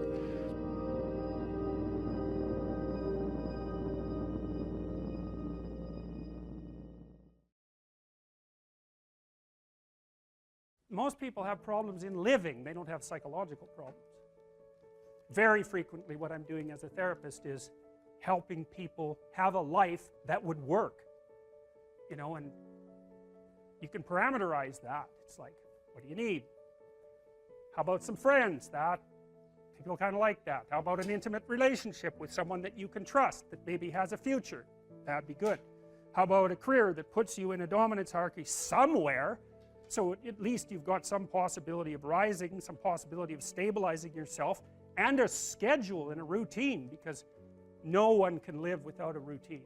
You just forget that. If you guys don't have a routine, I would recommend, you get one going, because you cannot be mentally healthy without a routine. You need to pick a time to get up. Whatever time you want, but pick one and stick to it, because otherwise you dysregulate your circadian rhythms and they regulate your mood. A schedule, that's a good thing, man. Your brain will thank you for it. It will stabilize your nervous system. With a bit of a plan, that's a good thing. Strategizing. Make a career plan. Figure out how to negotiate, because that's bloody important. Figure out how to say what you need. Figure out how to tell the truth to people. Figure out how to listen to your partner in particular, because if you listen to them, they will actually tell you what they want, and sometimes you can give it to them and maybe they'll return the favor. And if you practice that for 15 years, well, then maybe you're constantly giving each other what you want. Well, hooray, that would be good. If you're thinking about your past, what it means is you haven't analyzed the causal chains. Because you might say, well, why do you remember your past? Well, you might say, well, it's in order to have an objective, record of the past. It's like it has nothing to do with that. There's only one reason you remember the past, and that's to be prepared for the future. That's why you remember the past. And so what you're supposed to do is take the past and extract out from it wisdom. And wisdom is the ability to avoid stumbling blindly into ditches. Here's a time in my past I stumbled blindly into this horrible ditch and terrible things happened to me. You need to take that apart. You need to figure out, how was it that events conspired with your participation, voluntarily or involuntarily, so that that terrible consequence emerged. You need to know why that happened and how you could react differently in that situation. And as soon as you do that, your brain will leave it alone. It won't obsess you about it anymore, because the anxiety producing parts of your brain are basically trying to tell you where there are obstacles in your environment. Don't go there, there's fire. Maybe you could master the fire, right? then you're a wielder of fire, you're not just a victim. And lots of situations are dangerous or not dangerous depending on your level of mastery, right? Life is like that. And so a negative emotion that's associated with a memory is something that's crying out for mastery, and writing can really help with that. You're reorganizing your brain when you write autobiographically. Imagine emotion, memories can be stored at different levels of your brain, from sort of primordial reptilian image-laden areas that are very emotional, up to finely articulated plans for your future life.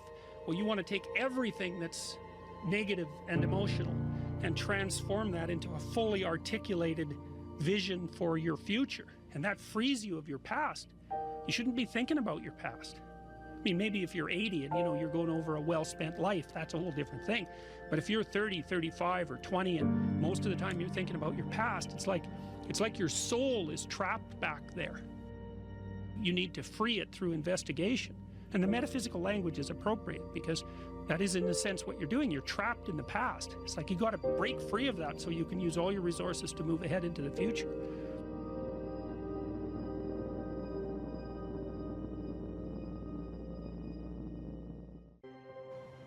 Imagine someone that you treat well, that you love. Then try to treat yourself that way. You got to detach from yourself a bit. You got to think, okay, well, I'm a person among other people, and I deserve at least as much respect as a person among other people, and I should be trying to help myself across time. And instead of being self-contemptuous and self-destructive, I need to take care of myself as if I'm potentially valuable, and to lay out my life that way.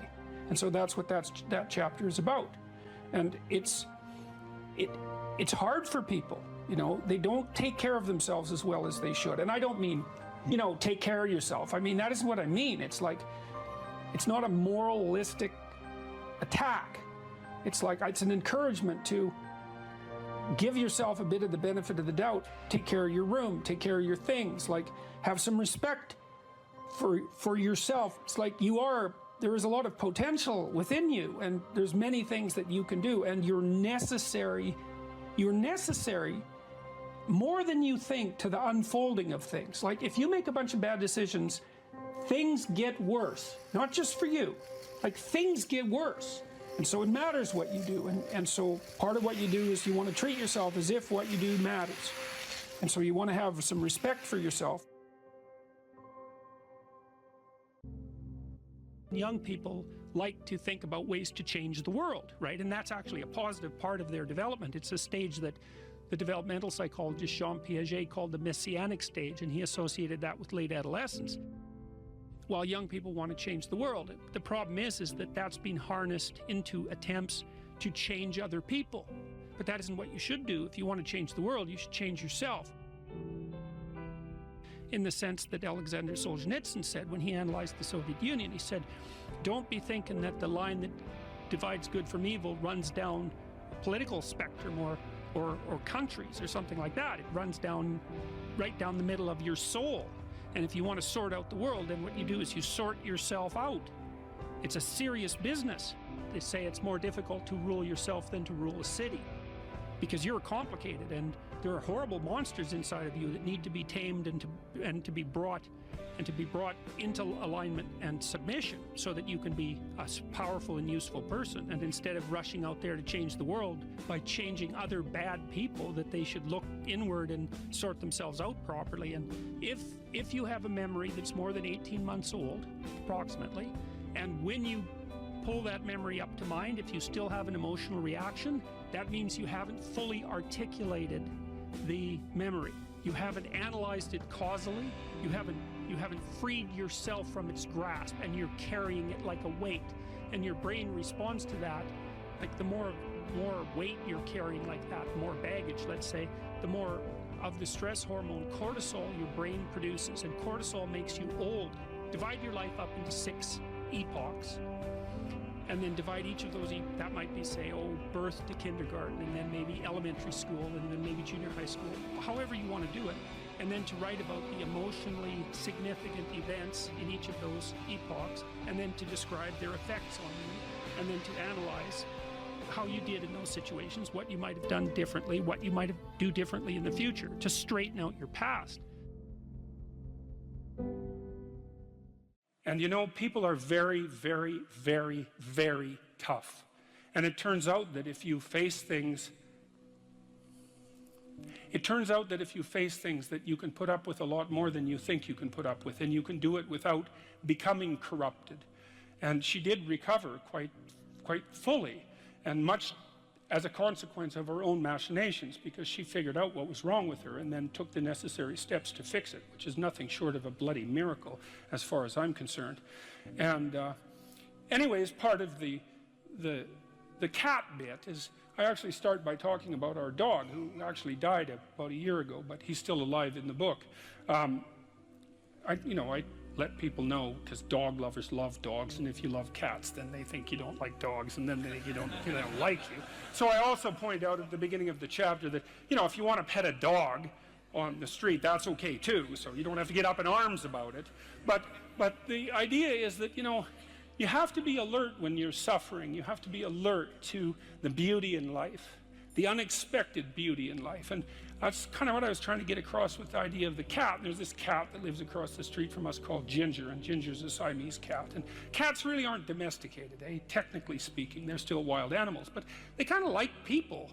God only knows why, but they do, And so Ginger will come wandering over, and our dog looks at her, but they're friends, and she rolls over on his back, and Seiko used to, nose her a bit, and then she'd kind of mosey over and let you pet her if she was feeling like it that day. And, you have to look for that little bit of sparkling crystal in the darkness when things are bad. You have to look and see where things are still beautiful and where there's still something that's sustaining. And, you narrow your time frame and you be grateful for what you have, and that can get you through some very dark times, and maybe even successfully if you're lucky. But even if unsuccessfully, then maybe it's only tragic and not absolute hell. And you can do that, in the worst situation. You can make it only tragic and not hell. And there's a big gap between tragedy and hell. There's nothing worse at a deathbed than to see the people there fighting. The death is bad enough, but you can take that, as terrible as it is, and make it into something that's absolutely unbearable. And maybe I think, and this is sort of what I closed the book with, this idea is that if we didn't all attempt to make terrible things even worse than they are, then maybe we could tolerate the terrible things that we have to put up with in order to exist. And maybe we could make the world into a better place, and it's what we should be doing and what we could be doing, because we don't have anything better to do. And that's what the book is about. And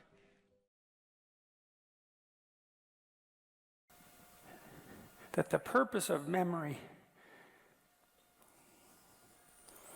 is to provide you with a map of what to do so that you can be secure where you are. And maybe more than that, so that you can be secure and gain advantage, You can get what you need and want from the circumstance. That would be even better. But, lots of times you'll just settle for nothing terrible happening.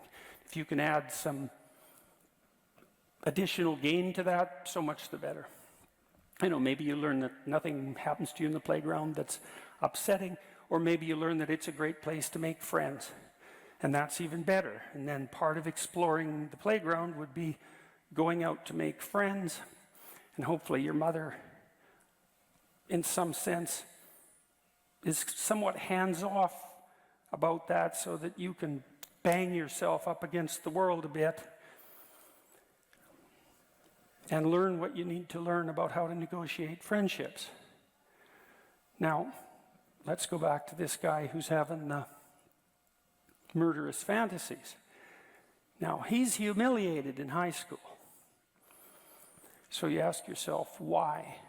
Well, there's a pretty good literature on bullying, and generally, bullies poke at all sorts of people, and they start with little pokes, and if they can get a response that's gratifying to their desire to shame, then they'll keep attacking.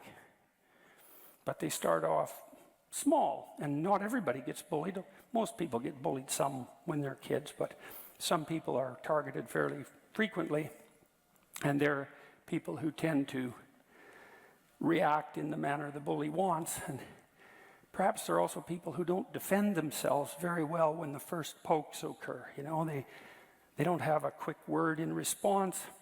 They won't stand up for themselves. They retreat. They get over emotional. So then you might ask yourself, well, why would that be? Well, if your mother is operating properly in the playground, she's there when you run back and you need her. She's not there behind you when you don't need her, making sure nothing bad happens to you. And, well, why? Well, because bad things are going to happen to you, and what you need to learn is how to deal with that on your own. That's the best protection your mother can provide in the final analysis, is to allow you to be challenged, to build competence. And that takes a fair bit of forbearance on her part. She has to be willing to let you go out there and make mistakes. I remember when my daughter was learning, I bought her these monkey bars. Climb up a ladder, across a ladder, down a ladder. It was pretty high. It was about 8 feet, I think. And she was about 3. She was out in the backyard learning to climb up these monkey bars. It was really interesting to watch her. She'd lift her foot up, and lift it up a little higher, lift it up a little higher, and then she'd put her foot on the first rung and put a little weight on it, and then repeat that. Then she'd go up to the first rung, and then she did that with the second rung. Like just trial and error, right? A little foray, a little foray, a little foray, mastery, and then a little higher and a little higher. It was a fairly high monkey bar for such a little kid. But we were watching her, and she was doing a good job. We just let her be. And you know, maybe she falls off the monkey bars when she gets to the top and breaks her arm. And then aren't you a terrible parent? And the answer to that is maybe. And maybe not, too. You know, because getting that line between protection and overprotection right, that's tough.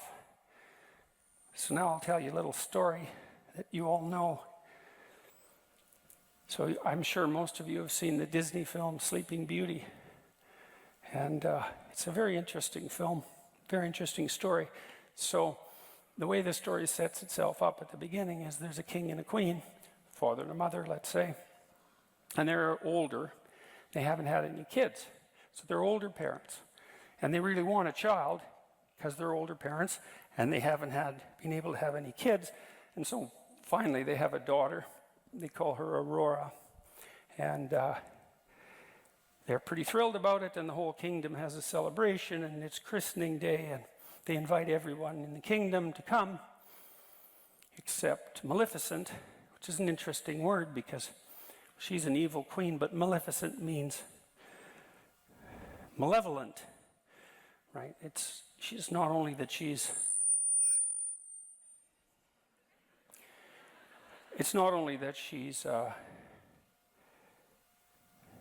Mother Nature, in the negative guise.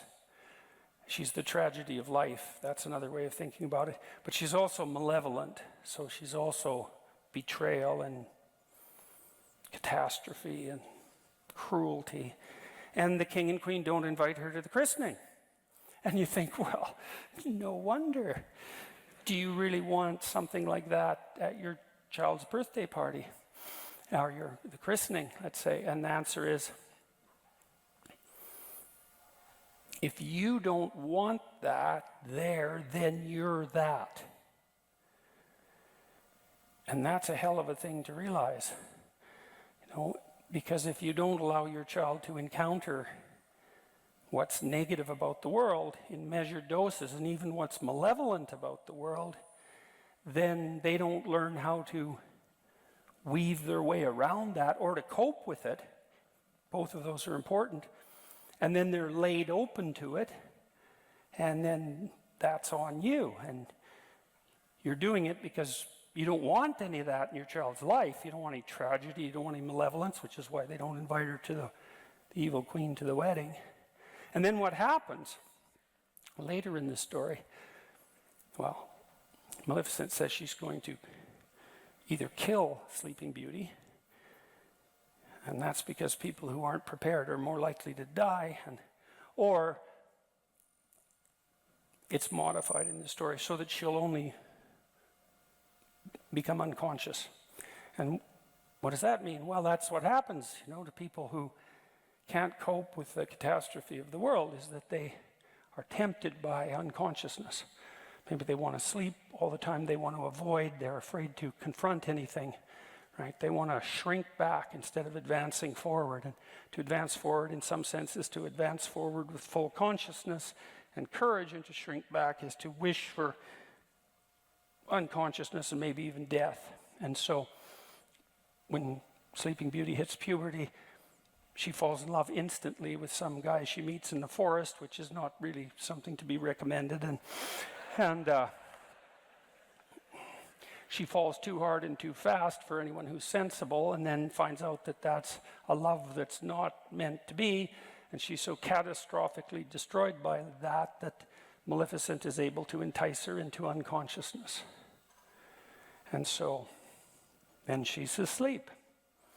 And she's asleep because the world's too much for her. She wants to be asleep. The rest of this story is about, I think it's Prince Philip, the hero, who confronts Maleficent, who transforms herself into a dragon and attempts to destroy him.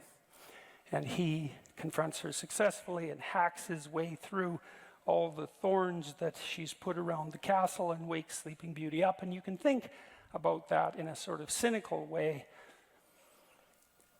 that this poor unconscious girl needs the hero who's a man to save her from the catastrophe of nature and malevolence and tragedy. But you can also read it psychologically, and you can say that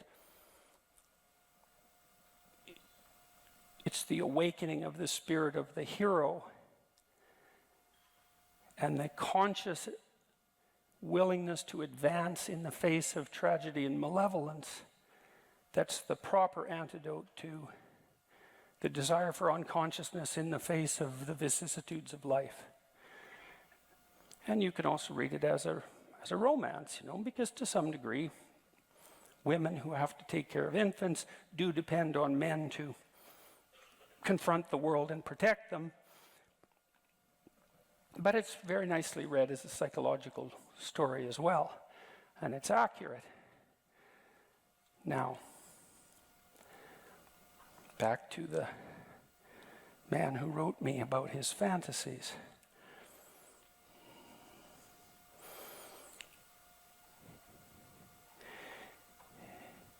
The parts of his brain that are bringing mind, psyche, that are bringing those memories of being humiliated back are part of an alarm system. It's the same alarm system that tells you when something unexplored is dangerous. And if you're in a social situation, and the consequence of being in this situation is that you're being humiliated and undermined, then obviously you haven't mapped out that situation very well. Now, there might be all sorts of reasons, and some of them might not be your fault, but it doesn't really matter as far as these alarm systems are concerned, because all they're concerned about is the fact that you don't know what to do when you're in that situation, and that's not good for you, and you can't forget it.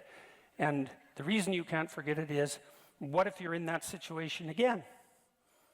And so the alarm system says, well, what if you're in that situation again? What if you're in that situation again? What if you're in that situation again? And often traumatic memories are repetitive for people. They can't get them out of their minds, and then they try to avoid them. And that just makes it worse, because what you tell the alarm system when it rings the alarm, if you try to ignore it, is that the alarm is about something so terrifying that you won't even admit to the fact that there's an alarm. And so that just makes the alarm go off more. And so you try to avoid, and, well, that doesn't work. That's something sort of akin to Freudian repression. And so what I recommended to this gentleman was that he write down all the times he was humiliated. It's like, so you've got these memories that won't let you go, these people who took advantage of you. What happened exactly? That's hard to figure out, right? And maybe now he's a little smarter than he was in high school because maybe he's 4 years older. It's like, what exactly happened? Because the memory will be emotion laden, but there's a lot of detail around it that's really relevant, you know. And one of the things you can do when you confront a memory like that, which is to confront the terrible things that happened to you in the past, which is the same as confronting terrible things per se, is you can ask yourself, well, exactly what happened, and what part did I play, perhaps, and are there things that I could have done earlier or different, or is there some manner in which I set myself up for this? You know, and so I've had clients who were pretty seriously bullied at work, and we would go into it, and, you know, as I said, it starts with a few pushes, and they don't respond, and then the pushes get a little harder, and they don't respond, the pushes get a little harder, and then it turns into something, well, maybe that's really, I mean, I had one client who was bullied into psychosis in high school. She was completely fractured by this person who decided to really do her in a seriously malevolent way because she wouldn't go on a date with him. And she had no idea that that kind of malevolence existed, and so had been badly prepared in some sense to encounter someone like him. Now, if you're allowed to bump up against the rough edges of the world, the natural world and the social world, and if you have someone that you can communicate with, the probability is pretty high that you can learn incrementally how to map the world and your actions in it, so that the probability that you're going to be pathologically prone to catastrophe and betrayal is much reduced. You know, so I'll tell you a story about my mother. So one day I was out playing baseball on a abandoned lot, empty lot near my house, and my wife was there. We were only about 8 or 9, 10, something like that. I was there with some of my friends. One of them was a tough little guy. I was little too, but not as tough. And we were having an argument about something, and we were going to have a fight. And my mother walked by. And my mother's a pretty nice person, you know, and she had to learn late in life, to some degree, to stand up for herself when she went back into the workplace and had to confront some relatively intimidating and pushy men. And it was hard on her to do that. But she was no pushover, my mother, and she's a good person.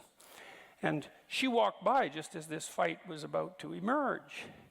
And I was not particularly confident of the probability of my uninjured victory in this fight. But I was a hell of a lot more afraid that my mother was going to come over and interfere. And she didn't. But she knew what was happening. She looked. I saw her look. I knew she knew. She knew I knew. And she walked on. And it's like, more power to her, you know. And because I was fortunate to have a mother like that, let's say, I got into enough of the sorts of scrapes that teach you how to avoid a certain amount of scrapes. And that worked out quite nicely. And that's meant my mother was willing to invite malevolence, invite the evil queen into my life, at least to some degree, you know, because she knew better than to assume that that could be just dispensed with.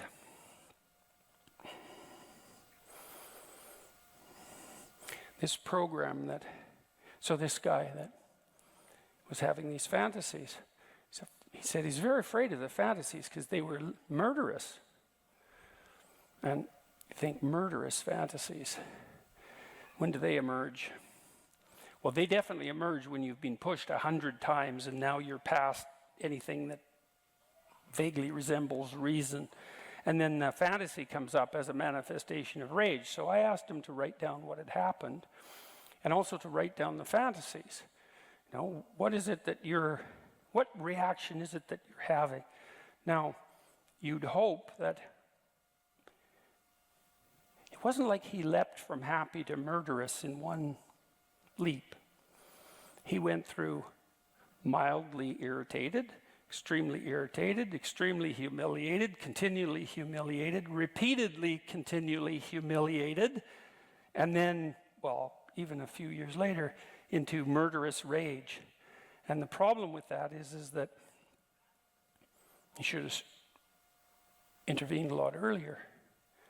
And so part of what he needed to learn by going back into that memory, which was now associated with those murderous fantasies, is that the aggression that was manifesting itself in the fantasies hadn't been manifested early enough in the process that led to his humiliation.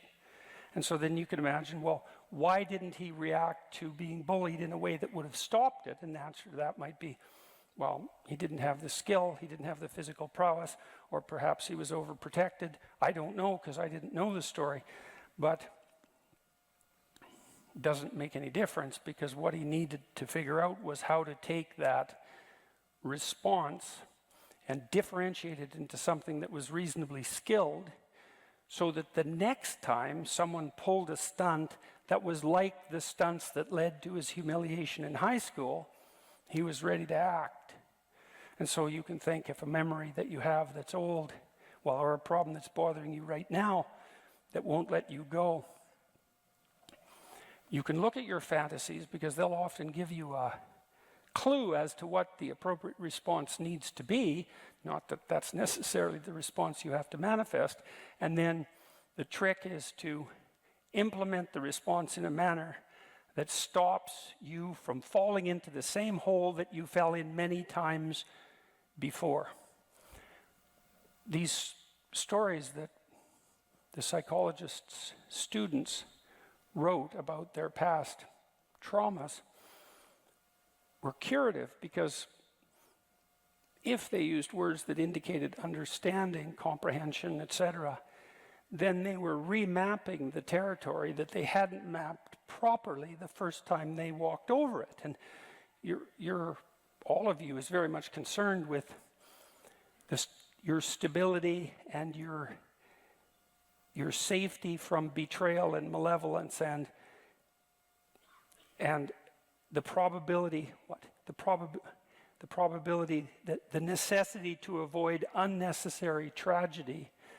And so any past behavior that indicates that there's a hole in the map that you're using to orient yourself in the world lets all that terror shine through, and that's what the alarm is. And the reason it goes off is because it's saying to you, you have a map, it's got some bad holes, and the holes are places you probably are going to have to go again.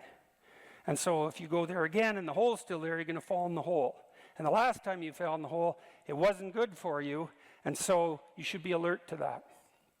And so that's the reason that memories of that sort won't go away. It's actually a good thing, although it can be very bad if you don't know what to do about it. And it isn't merely a matter of expressing the emotion that's associated with the past catastrophe, because often that not only does that not help, it can actually make it worse, because the mere expression of your frustration, let's say if you were bullied in high school, doesn't stop you perhaps from still being the sort of person that might be bullied by your coworkers. And that's not a positive outcome by any stretch of the imagination. So this program we wrote, it's sort of like psychotherapy for free, essentially. It asks you to, and I used it on this client of mine who'd been bullied into a psychotic state when she was in high school. She could hardly even talk when she first came to see me, and she was hallucinating in all sorts of strange ways. She was really badly fractured by this person who'd tortured her 3/4 to death, and we went through her whole life. She could talk a little bit, and she could write a little bit, and I sat her behind my desk, my computer, and we opened this program.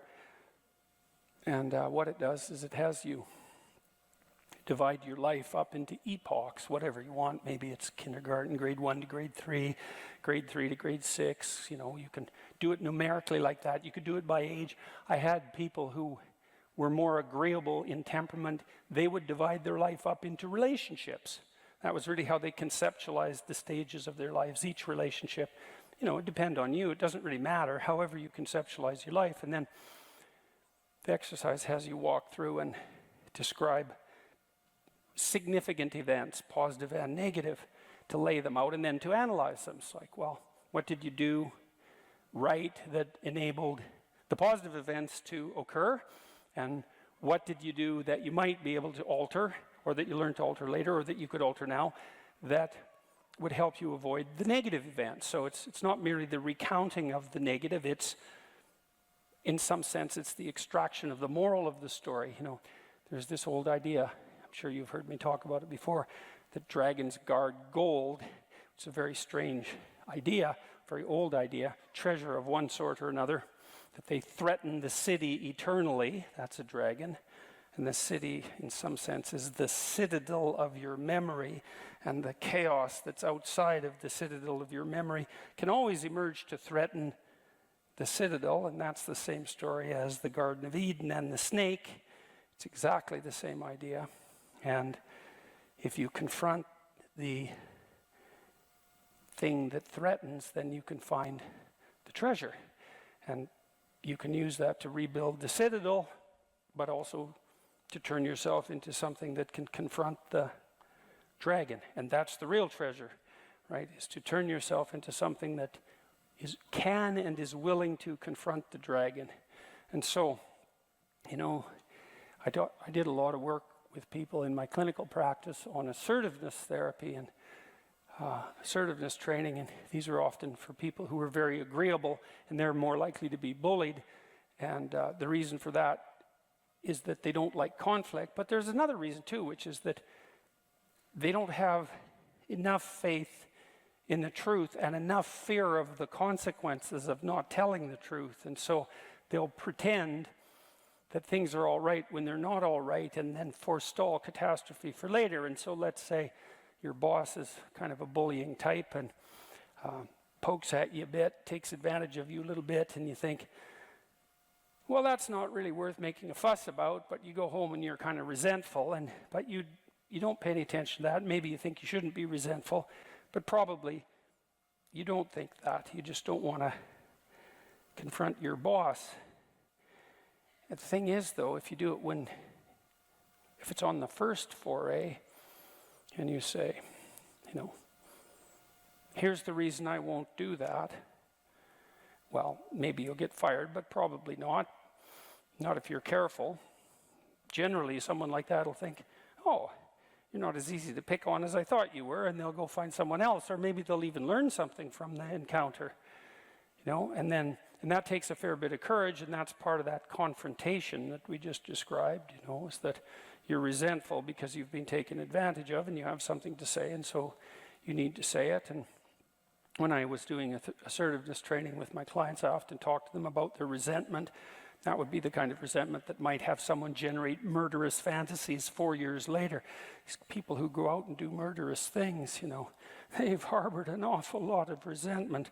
There's a lot of things they didn't say when they should have said them, that's for sure. And so, you know, and if you let the people around you who you love hypothetically take advantage of you, then you're going to harbor resentment, and that's going to come out in all sorts of ways that are really not positive in the least for you or for them. And so it's better just to have it's just better to draw the line when when all there is of the dragon is one tooth. Say, no, here's why, leave me alone, or here's how I want to be treated instead. And insist upon that, right? You draw a line, and it's not like that's nothing. And then I suggested to this man with murderous fantasies that he think about what he could have done different in high school, in principle. You know, maybe he needed to get stronger, so he was more confident. I'm not saying this is easy. That's irrelevant. Lots of things aren't easy that end in catastrophe, and the problem was that he was humiliated and now he's murderous, and that's not a good outcome. So even if it's difficult, that doesn't mean it's unwarranted. But even more particularly in a situation like that, you ask, well, how did you allow it to come to such a pass? And what could have you done differently? And maybe you might find that there wasn't anything that you could do differently back when you were in high school, but by the time you're in university, you're not in high school anymore, and the world's shifted quite a bit. And generally, you're around more sophisticated people, and that kind of bullying is less likely. And so you still might have some aggression to integrate within you so that you're not a pushover. And if you do that, well, then those memories, in all likelihood, are going to stop. As long as you're confident that now you know what to do, those memories are very likely to stop plaguing you, and then hopefully those murderous fantasies will go away and you won't be inclined to act them out. Let's say you want to become who you could be in the fullest sense. So let's say you're someone who's going to solve some serious problems. Okay, the first thing you have to do is admit to the seriousness of the problems. That's no joke. And so the first thing is just the terror of the problem itself. And that's enough to paralyze you, right? And that's the Hydra, that's the Gorgon with the head of snakes. It'll paralyze you and turn you to stone. That's the basilisk in the Harry Potter series. You look at it and it turns you to stone and lurks underneath everything, right? And it's malevolence and tragedy. And so there's that. And then the next is, well, you're going to take responsibility for that? You're really going to do that, are you? That's a hell of a load, man. And so it's daunting to even consider that. And then there's the discipline and responsibility that necessitates, which is also daunting. It's like, oh my God, the problem's that serious. I'm really going to have to get my act together in order to not contribute to it, much less solve it. And so the problem is terrible. And then the solution is daunting. But the upside of that is like, well, there isn't anything better to have than a problem that's worth solving, like that's really worth solving, right? And so the more of that you take on, the more you have a reason to get out of bed in the morning, no matter what. Like, I'm getting up, I'm trudging forward. Doesn't matter what I'm suffering from, I've got things that need to be done. They're necessary. And that gives you that sense of purpose that is the antidote to bitterness. Okay, well, let's say you want your life to be meaningful. It's like, okay, then what you do matters. It actually matters. Or how starting to clean up the room changed their life. That's quite fun because it's something I always tell people to do instead of going out and protesting. Jesus, I just can't stand Cleaning up that. the room? Yeah. Meaning? Well, my sense is that if you want to change the world, you start from yourself and work outward because you build your competence that way. It's like, I don't know how you can go out and protest the structure of the entire economic system if you can't keep your room organized. Well, I made a video call, which was called Message to Millennials, where it was called How to Change the World Properly. A bit of it on the pretentious side, I suppose, but I was trying to produce something that was a counterposition to this idea that what you should do is go out and fix up other people. You know, that's just not right. And there's a New Testament line about that, something about, you know, not worrying too much about the log in your neighbor's eye, or about the speck in your neighbor's eye when you have a log in your eye. What would the world be like if people stopped avoiding the things they knew they should do? You know, because the question is, how much are we contributing to the fact that life is an existential catastrophe and a tragedy? How much is our own corruption contributing to that? That's a really worthwhile question.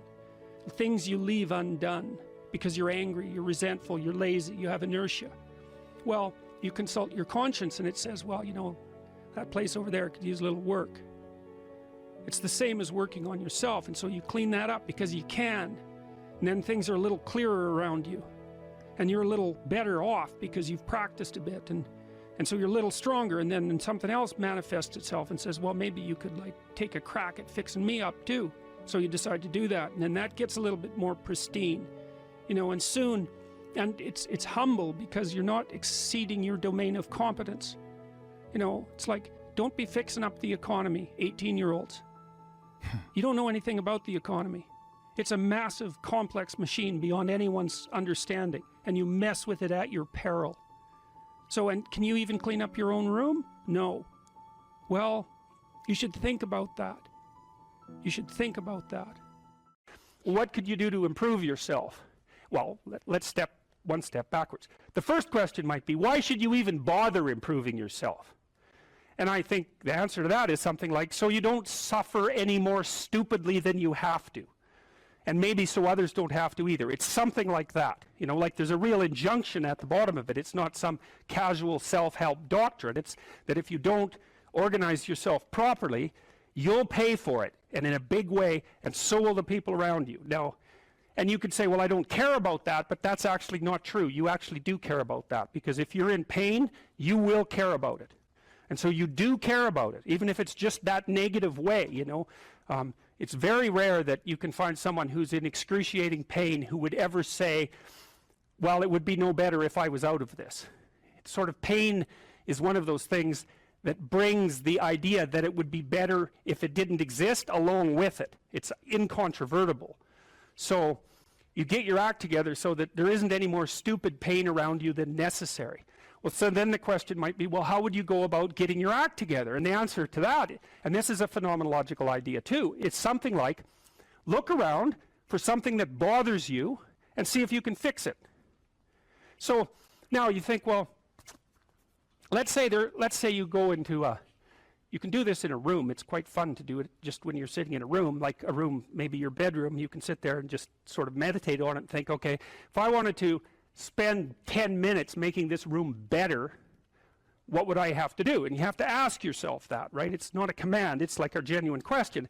And things will pop out in the room that you know, like there's a stack of papers over there that's kind of bugging you, and you know that maybe little order there would be a good thing, and you know, there's some rubbish behind your computer monitor that you haven't attended to for like 6 months, and the room would be slightly better if it was a little less dusty and the cables weren't all tangled up the same way. And like if you allow yourself just to consider the expanse in which you exist at that moment, there'll be all sorts of things that'll pop out in it that you could just fix. And you know, I might say, well, if you were coming to see me for psychotherapy, the easiest thing for us to do first would just be to get you to organize your room. You think, well, is that psychotherapy? And the answer is, well, it depends on how you conceive the limits of your being. And I would say, start where you can start. You know, if something announces itself to you, which is a strange way of thinking about it, as in need of repair, that you could repair, then, hey, fix it. You fix 100 things like that, your life will be a lot different. You know, I often tell people too, fix the things you repeat every day, because people tend to think of those as trivial, right? You get up, you brush your teeth, you have your breakfast, you know, you have your routines that you go through every day. Well, those probably constitute 50% of your life. And people think, well, they're mundane, I don't need to pay attention to them. It's like, no, that's exactly wrong. The things you do every day, those are the most important things you do. Hands down. All you have to do is do the arithmetic. You figure it out right away. So 100 adjustments to your broader domain of being, and there's a lot less rubbish around, and a lot fewer traps for you to step into. And so that's in keeping with Jung's idea about erasing once you've got your mind and your emotions together, and once you're acting that out, then you can extend what you're willing to consider yourself and start fixing up the things that are part of your broader extent. Now, sometimes you don't know how to do that. So you might say, imagine you're walking down Bloor Street and there's this guy who's like alcoholic and schizophrenic and has been on the streets for 10 years. He sort of stumbles towards you and, you know, incoherently mutters something. That's a problem. And it would be good if you could fix it, but you haven't got a clue about how to fix that. You just walk around that and go find something that you could fix, because if you muck about in that, not only is it unlikely that you'll help that person, it's very likely that you'll get hurt yourself. So, you know, just because while you're experiencing things announce themselves as in need of repair doesn't mean that it's you right then and there that should repair them. You have to have some humility. You know, you don't walk up to a helicopter that isn't working and just start tinkering away with it. You have to stay within your domain of competence. But most of the time, if people look at their lives, you know, it's a very interesting thing to do. I like the idea of the room, because you can do that at the drop of a hat. You know, you go back to where you live and sit down and think, okay, I'm going to make this place better for half an hour. What should I do? You have to ask, and things will just pop up like mad. And it's partly because your mind is a very strange thing. As soon as you give it a name, a genuine aim, it'll reconfigure the world in keeping with that aim. That's actually how you see to begin with. And so if you set it a task, especially, you have to be genuine about it, which is why you have to bring your thoughts and emotions together, and then you have to get them in your body so you're acting consistently. You have to be genuine about the aim, but once you aim, the world will reconfigure itself around that aim, which is very strange. And it's technically true. You know, the best example of that, you have all seen this video where you watch the basketballs being tossed back and forth between members of the white team versus the black team, and while you're doing that, a gorilla walks up into the middle of the video and you don't see it. It's like, you know, if you thought about that experiment for about 5 years, that would be about the right amount of time to spend thinking about it, because what it shows you is that you see what you aim at. And that, man, if you can get one thing through your head as a consequence of even being in university, that would be a good one. You see what you aim at. And so, because one inference you might draw from that is, be careful what you aim at, right? What you aim at determines the way the world manifests itself to you. And so if the world is manifesting itself in a very negative way, one thing to ask is, are you aiming at the right thing? Now, you know, I'm not trying to reduce everybody's problems to an improper aim. People get cut off at the knees for all sorts of reasons. You know, they get sick, they have accidents.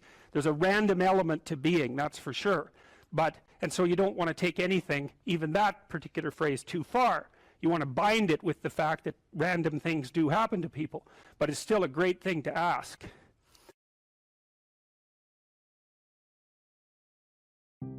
I don't know what the hell you should do with your life. I can help you figure it out, maybe. We can talk about it, but you are the person who has to decide if the things that you're aiming for, you know, get you out of bed in the morning. And then you got to specify the transformation processes and start practicing them.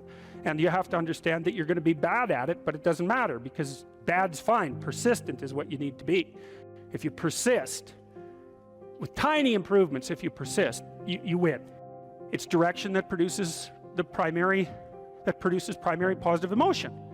And so if you need positive emotion to move through life, which you do, because you can't even move without positive emotion, and also positive emotion is a good bulwark against terror and pain. If you need those things, then you need direction, you need a goal, you need a value structure.